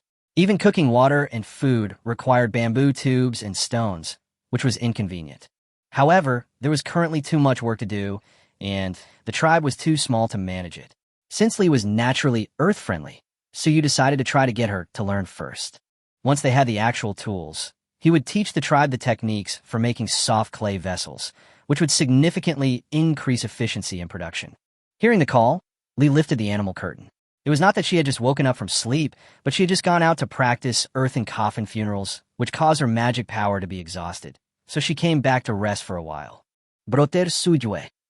Seeing Suyu, Lee's originally weak, petite body instantly became energetic. Is there something wrong? Lee asked curiously, glancing over Suyu's shoulder. The quilt and the things wrapped around it were quite eye-catching. Lee hesitated and finally lowered her head. She felt that a sensible girl should not ask about the personal affairs of the Great Witch. Yes. Suyu nodded. I plan to dig a well in the camp. You can think of it as a hole in the ground that can provide clean water. A cave. Lee was a little confused. Can that provide us with drinking water like a lake? Well, if the location is right, our tribe won't have to keep running to the other side of the valley to get water. Okay, then when does it start? Lee became excited. She didn't doubt what Suyu said at all. Suyu looked at Lee's slightly haggard face and patted her head gently. You should rest first. You have been practicing magic power all the time. Your body can't bear it. I will come to see you in the afternoon. I can do it, brother Suyu. I'm not tired at all. Lee puffed out her chest and cried out. You really think you're a hard-working little bee? Suyu then pinched Lee's face and said seriously, be obedient and go back to sleep. Okay then, I'll wait for you. Lee couldn't shake off Suyu's hand. She lowered her head timidly and nodded slightly. After agreeing on a time with Lee, Suyu carried Winnie out of the camp and returned to the forest where he had previously made the flatbed truck. He planned to develop the forest so that he could grow rice and other crops. Now was a good opportunity to clear the trees. After dropping Winnie onto the thick haystack, the woman let out a cry and quietly poked her head out. Finding no one around, she breathed a sigh of relief. She had just passed the camp, but she hadn't dared to breathe. As the tribe leader, she had to be a bit dignified. She glanced at Suyu with a charming look. You can ask me for help, but there must be a reward. You are the head of the clan, yet you still ask a fellow clansman like me for something. Aren't you ashamed? Suyu rolled her eyes. You still think I'm the leader of the tribe. How can you be so mean and hit me? Winnie pouted and snorted. You usually treat Yaxiang and Kokoro like this too. Of course not. No, it seemed like there was such a time, Suyu recalled. Ooh, it's so sour, what should I do? My mouth is full of sour taste. This man treats me unfairly. I was the only one who got beaten. I didn't know whether it was good or bad. It was really hateful. I will have to pay for this loss sooner or later. Winnie shook her head, discarding the strange thoughts in her head, crossed her arms across her chest, and looked angry. What exactly do you want me to do? Use your ability to make me some wood in this shape. Suyu squatted in front of Winnie, picked up a branch, and wrote and drew on the ground. The bathtub needs to be larger in size, and the requirements for wood will be higher. Although the trees here are very old, they are not that thick, so it is obviously impossible to make molded products directly. Winnie's affinity lies with the wood element.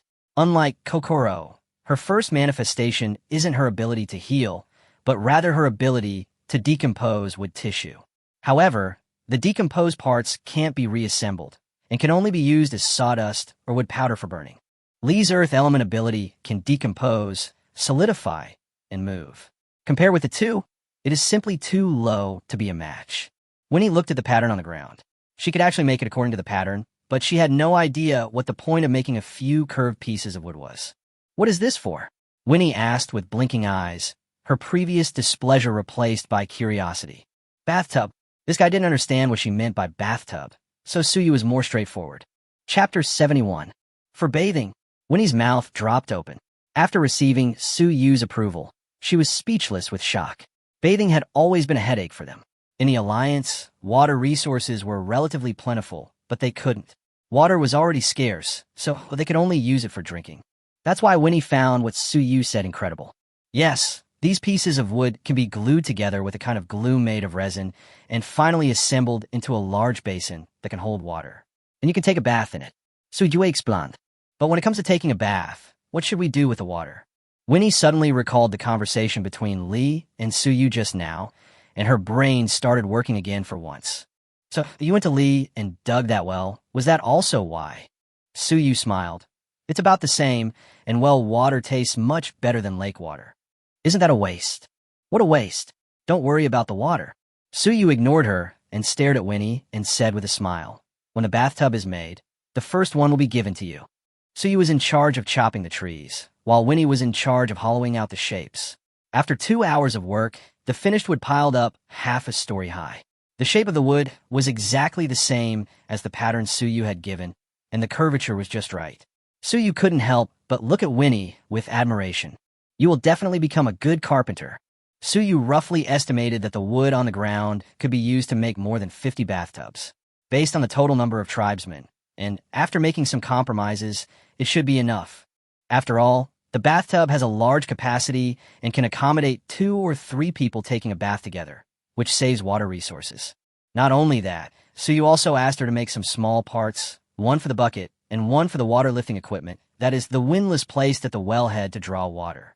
As for the rope, hemp rope woven from flax would do. The location of the well wasn't particularly particular, so Suyu simply called Shaylee over to save time. Shaylee was the shrine maiden who had previously been responsible for bathing the tribe. She could use her affinity for water to sense nearby water resources. Whether it was a lake or a stream where there was water, the water element would be more concentrated, making it easier to sense. But this time, Suyu asked her to sense not the air around her, but the ground beneath her feet. Is there water under the soil? Shaylee had never thought about it this way. Although she didn't quite believe it, she still did as Suyu asked.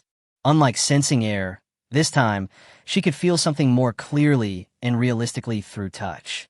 Suyu led her and Lee to the rear of the camp, a few hundred meters away. The soil was moist and close to a mountain stream, so it should be a good location. If they did find a water source, they would arrange for someone to use thorn fences to enclose the area within the camp. Shaylee understood, crouching down and gently caressing the ground beneath her feet. The magical power within her began to flow. Suyu couldn't see the world Shaylee saw, but she could feel the air around her growing humid, like the thick humidity after a heavy rain. Shaylee entered the elemental world unique to the Miko. In her vision, the water element swam like a joyful fish in the sea, instantly spreading through the soil beneath the surface. Under the entire surface, it seemed as if a vast, invisible spiderweb had appeared. Soon, the water element smelled a kindred spirit and swam in its direction. The two elements intersected and separated, eventually merging into one. Found it. Shaylee was shocked. Seeing it with my own eyes, feeling it with my own body, the true feedback of the water element had already been transmitted to my brain. There really was a source of water underground, and the amount was not inferior to that of ordinary lakes and mountain springs. Okay, tell Lee the approximate location. Suyu said immediately with joy. Well, Lee, come with me. Shaylee beckoned Lee to follow, and the two women took a few more steps in the jungle. Relying on her previous sense, Shaylee gradually found the closest place and stopped about 300 meters away from the previous position. How far is it from the ground? Suyu asked. Shaylee thought about it for a moment and held up 6 fingers. Probably the height of 6 people. There was no very precise calculation method in this era. Quantities and lengths were all calculated based on reference objects. Quantities were mostly calculated by counting with fingers, knots, or stones, while lengths were measured with reference to a person's arms, feet, or the entire body. Suyu was not in a hurry to implement the Arabic counting method. After all, he was currently changing some of the witches' worldviews, and it was not a good thing to instill too much knowledge into them at once. 6 people, counting according to normal height, are about 10 meters tall. Suyu used her toes to draw a rough circle with a diameter of about 1 meter at the place indicated by Shaylee, then looked at Lee, indicating that she could start. Lee, while you're moving the soil down there, try to firm it up a bit on the cave walls. Will that be difficult? Okay, Brother Suyu, you underestimate me too much. Lee raised her snow-white neck like a hen ready to fight. In just a moment, the huge earth elemental magic power spread out. Although she was only at the level of a second-rate warrior and a witch in a state of sleep, the threat posed by the elemental magic power was very real. Chapter 72, Bathing and Digging a Well 3. The earth seemed to sense the command of the elemental power, and the soil began to separate or merge into the surrounding soil gaps. Logically speaking, with Lee's skilled work ability in digging holes over the years, it should be completed quickly. But this time, it took an unusually long time. The ground was shaking slightly, as if the earth's crust was moving violently. The circle drawn by Suyu began to sink, gradually forming a circular cave. The cave wall was smooth and thick, obviously having been specially processed. However, this is not the end. Where did the mud that needed to be dug out go? Suyu frowned slightly, wanting to ask Lee what had happened. But soon, his doubts were dispelled, and he was shocked. This time, it was not the vast amount of mud that was transferred out, but it directly condensed into a huge ball of soil and slowly rose from the ground. Suyu looked at Lee in surprise as she was trying hard to control the earth element, and couldn't help but admire the girl's effort from the bottom of her heart. How many floors does it take to carry a bag of rice? Are you planning to practice the earth coffin funeral or the earth-shattering star? Sweat dripped down Lee's forehead. Originally, she was just moving the mud, which didn't require such a huge amount of magical power.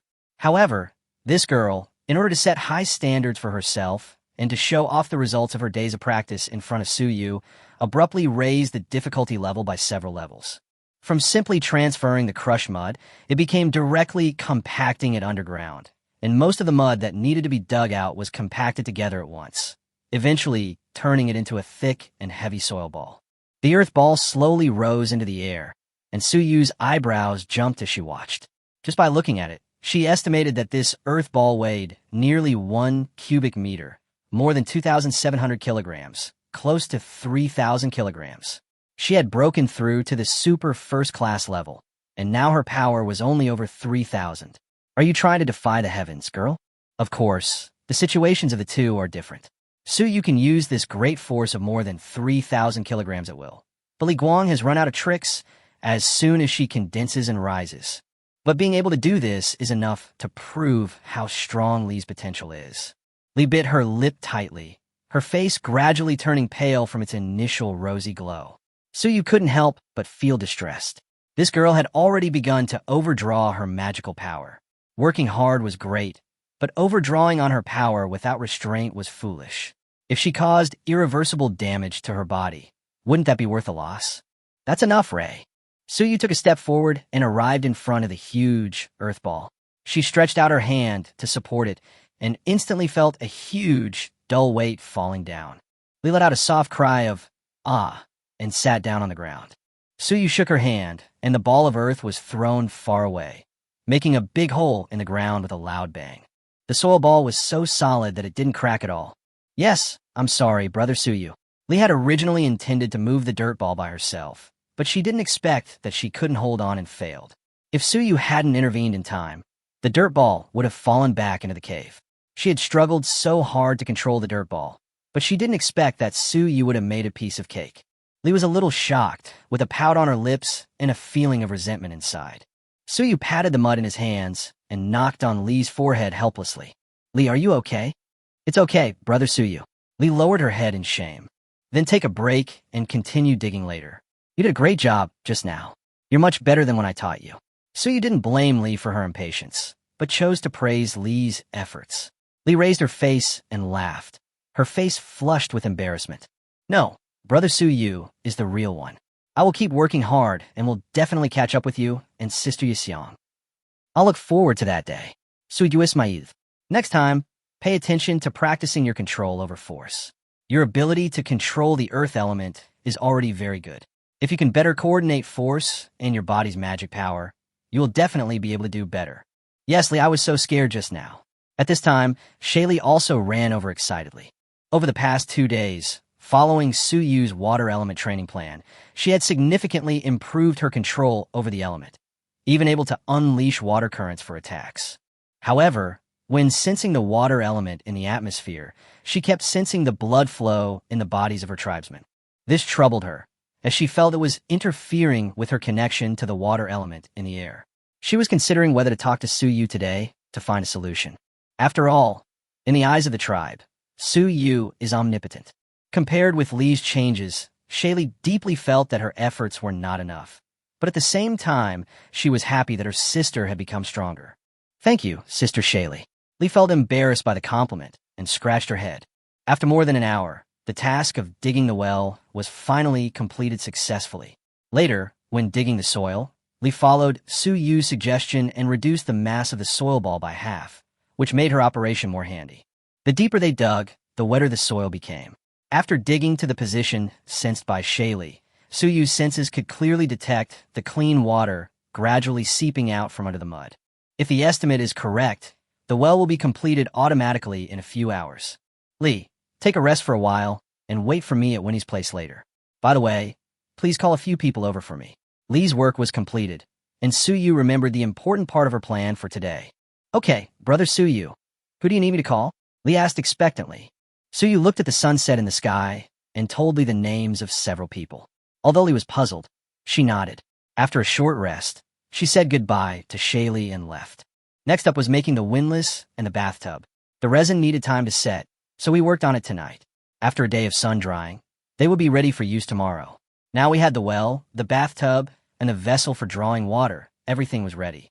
I could take a bath with my wives soon. No, I can let my tribesmen enjoy the pleasure of bathing and soaking in the tub soon.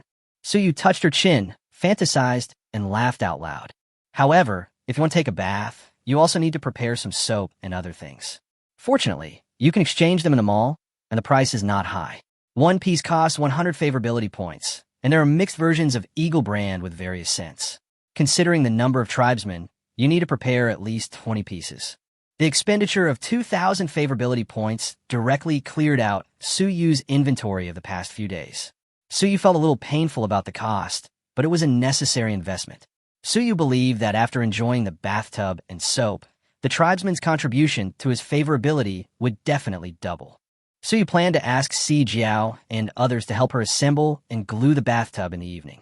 After all, they were men, and their strength and temperament were better than the witches. Now all we have to do is fix the base of the windlass. The base of the windlass required heavy stones, and Si Jiao had brought back a lot of them over the past 2 days, so there was no shortage. Suyu selected a few of the most regular and sturdy ones.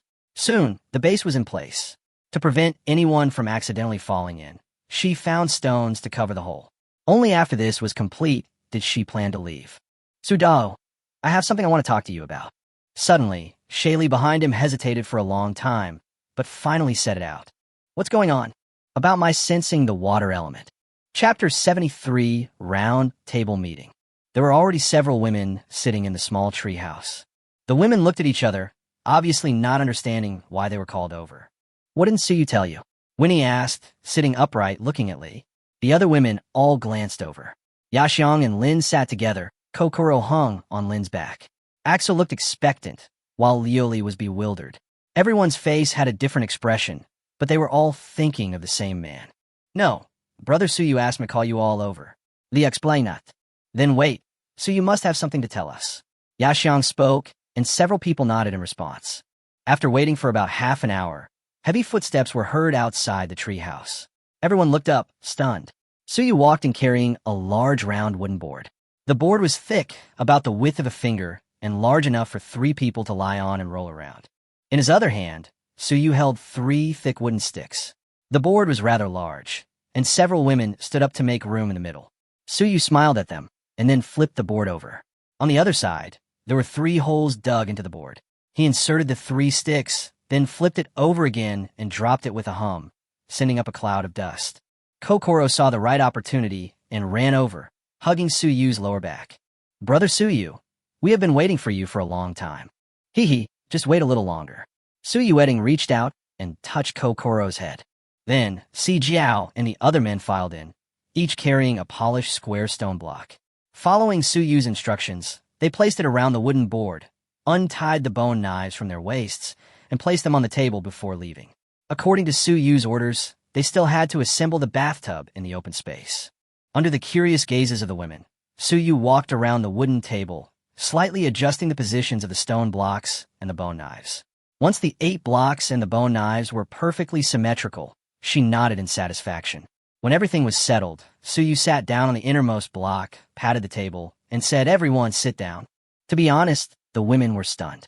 Fortunately, Suyu set an example, and Winnie, Yaxiong, Lin, Liuli, Aksu, and Li all followed suit and sat down. Yaxiong sat to Suyu's left, while the other 5 chose their own seats. Seeing that everyone was so well-behaved, Kokoro also obediently ran away from Suyu and sat down obediently on the stone block to the right. Draw the curtain. Seeing that everyone was seated, Suyu called out softly, and the female guard outside immediately pulled down the curtain. The bonfire had not yet been lit, and the room was suddenly filled with darkness. Forehead. As the 7 women became more and more confused, Suyu called out again. Glow. What? I'm talking about you. You're the only one who shines. Suyu reached out and patted Yaxiong's, but on her left hand. The woman immediately understood with shame and anger. Then his body suddenly lit up and showed flames, especially on the top of his head, which was particularly strong. It was obvious that he was burning with anger. Suyu coughed immediately, turned sideways, and whispered, "It's too bright, the atmosphere is not right, a little darker." That's a lot to ask for. Yaxiong rolled her eyes and began to adjust the light of the flame magic power like a desk lamp in front of everyone, while silently swearing in her heart. You make me glow now, and I'll make you panic at night. The light and shadows were dim, yet still bright. Everyone's face was half light and half dark, and the pretty faces in the shadows had a hint of coldness. Very good. This is the feeling I want. All right, Suyu sat up straight, crossed her arms in front of her chest, fingers interlocked, and stood on her elbows. She leaned forward slightly, keeping her mouth and palms level. Her voice had lost its former frivolous and loud tone, becoming deep and rich, as if it had experienced the vicissitudes of life. Let's begin the round table meeting. Forehead. What table are we going to sit around? What kind of meeting are we going to have? Anyway, whatever you say is what it is. The 7 women had completely given up. Seeing Suyu's rare serious, handsome, and solemn face, they all chose to remain silent. Anyway, it was very pleasant to just watch Suyu talking. There are 2 topics today. First, personnel deployment. Second, the formulation of the ethnic pattern. Suyu took out the prepared animal skin book and said, "Starting tomorrow, to ensure the rapid and effective implementation of all development tasks for the tribe, and to ensure that any problems are promptly reported to me, I will assign them to you, and I will oversee the training of the priestesses. Sister Lin will be responsible for all clothing sewing. Li will be responsible for the progress of the stone and brick houses. Yaxiong will be responsible for the training of ordinary warriors and hunting missions. Lili will be responsible for the development of the plantations. Aksu will be responsible for training idle personnel in archery skills. Winnie will be responsible for the security of the camp. And Kokoro will be responsible for raising pigs. No, raising animals. Is there anyone who is unwilling?" Suyu glanced at everyone's faces. Several women shook their heads subconsciously, feeling that they would be beaten if they refused. Suyu raised the corner of her mouth. Very good. Now let's move on to the second topic, the development of the clan's crest. Including the Black Snake clan, there are now about 140 to 150 people. A complete clan must have a decent crest. Do you have any good ideas for this? A clan crest, Winnie murmured. As the clan leader, though she'd named them Rose, she'd never established one for the clan. After all, the clan was sparsely populated at the time, and living in hiding, so there wasn't much time to think about such things. Now that things were settled, it was time to reflect on it. I think we should use a floral image, Winnie suggested. It also fits the name of our tribe. But I think other tribes are all skeletons, beasts, and the like, very spirited. Lee said weakly, not looking very spirited at all. How about we use the appearance of wild beasts? Wolf, lion, black bear, etc. Lioli glanced at Suyu and said softly. Kokoro held her chin up, thinking for a long time, then suddenly clapped her hands in front of her chest and said, I want to use brother Suyu's appearance as the clan crest. I think it's good. Aksu directly chose to give up her brain, her eyes shining. What a great egg. You're holding a banner with my portrait. Are you planning to go out to fight or to attend my funeral? I don't care about my face. But this was what Kokoro said, and Suyu couldn't say it out loud, so she could only cast an expectant look to her left. Yaxiang thought about it, and suddenly took out a dark frying pan from her waist. She took it with her when she went hunting that morning. It had to be said that it was quite effective in hitting the beasts' heads. Otherwise, she wouldn't have been able to catch any alive today. The frying pan was placed on the table with a clanging sound. Why don't we use this as our clan emblem? Frying pan, honey, are you serious? Tell me the truth. Was your last name Hong in your previous life? They're all more unreliable than the other. What's even more unbelievable is that this thing was passed unanimously. Can't you expand your thinking a little bit and think in a more far-reaching and faith-filled direction? You have long hair, and your horizons should be broader. Haha, it's indeed a woman. Suyu snorted coldly and looked at the solemn Yaxiang, her voice resounding. I agree to. I don't really care whether the idea is ambitious or not. I just simply like this proposal, really. Vinny will pass on the matter of the clan crest tomorrow. Also, we'll have roundtable meetings every 7 days. I'll send someone to notify everyone then. This concludes today's meeting. Afterwards, Suyu picked up the bone knife in front of him and stood up. The 7 women stood up in confusion and immediately followed the team. The bone knives touched in the center of the table. Suyu said, I love my family. Everyone, I love my family. The voice was emotionless. Dismiss. The battle is about to begin. Thank you all for your generous gifts. I took time out of my busy schedule to ride a wheelchair to come and entertain you, and you just moved your left and right hands in slow motion. My face is already swollen. Chapter 74, The Strange Apple Tree, 1. After inspecting each of Si Jiao and his team's finished bathtubs, Suyu expressed her satisfaction. With Winnie, a top-notch carpenter, at her side, the cut wood and the placement of the joints were perfectly executed. Si Jiao and his team had assembled them with ease, and the glue had been applied evenly. As soon as the sun rose tomorrow, these bathtubs would be ready for use. Good days are coming.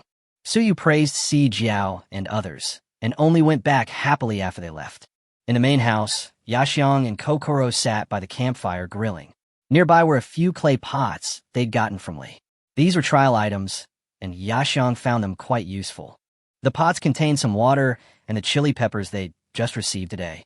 Once the peppers were ripe in the plantation, Lioli, following Suyu's instructions, distributed a portion to everyone in the tribe, just as she had with the potatoes. The cabbages were just beginning to emerge, so it would likely take some time for them to mature. The only good thing about the seeds produced by the system is that they are not affected by climate temperature differences. As long as there is soil and a little nutrition, they can grow anywhere, and the taste is very authentic. In fact, in the afternoon, Suyu had already received feedback from the tribesmen about chili pepper, and her favorability points increased rapidly, with a surplus of more than 2,000. Otherwise, she would not be willing to spend 2,000 favorability points to exchange for soap. Brother Suyu, come here quickly. Suyu entered the house, lowered the animal skin curtain, and saw Kokoro waving at her. He chuckled and walked over quietly, and Kokoro immediately made way for him. As soon as Suyu sat down on the hay, Kokoro came over with a giggle, tilting her little face up and laughing. Did you practice your magic power well today? Yes, I can now heal the wounds of injured rabbits, Kokoro said proudly. Oh, Suyu nodded. I saw it. The wound is recovered very well, and the rabbit seems to have been taken back by Si Jiao. Poor rabbit, it couldn't escape the fate of becoming dried meat. Who made you a public servant? Suyu suddenly took out the soap she had exchanged. The scent of jasmine instantly spread around the three people in the small space. Kokoro's eyes widened and her nose twitched. It smells so good, Brother Suyu, what is this? Yaxiang couldn't resist the tempting fragrance and turned sideways. This is called soap. It's from our hometown and is used for bathing. Sujue explained. For bathing.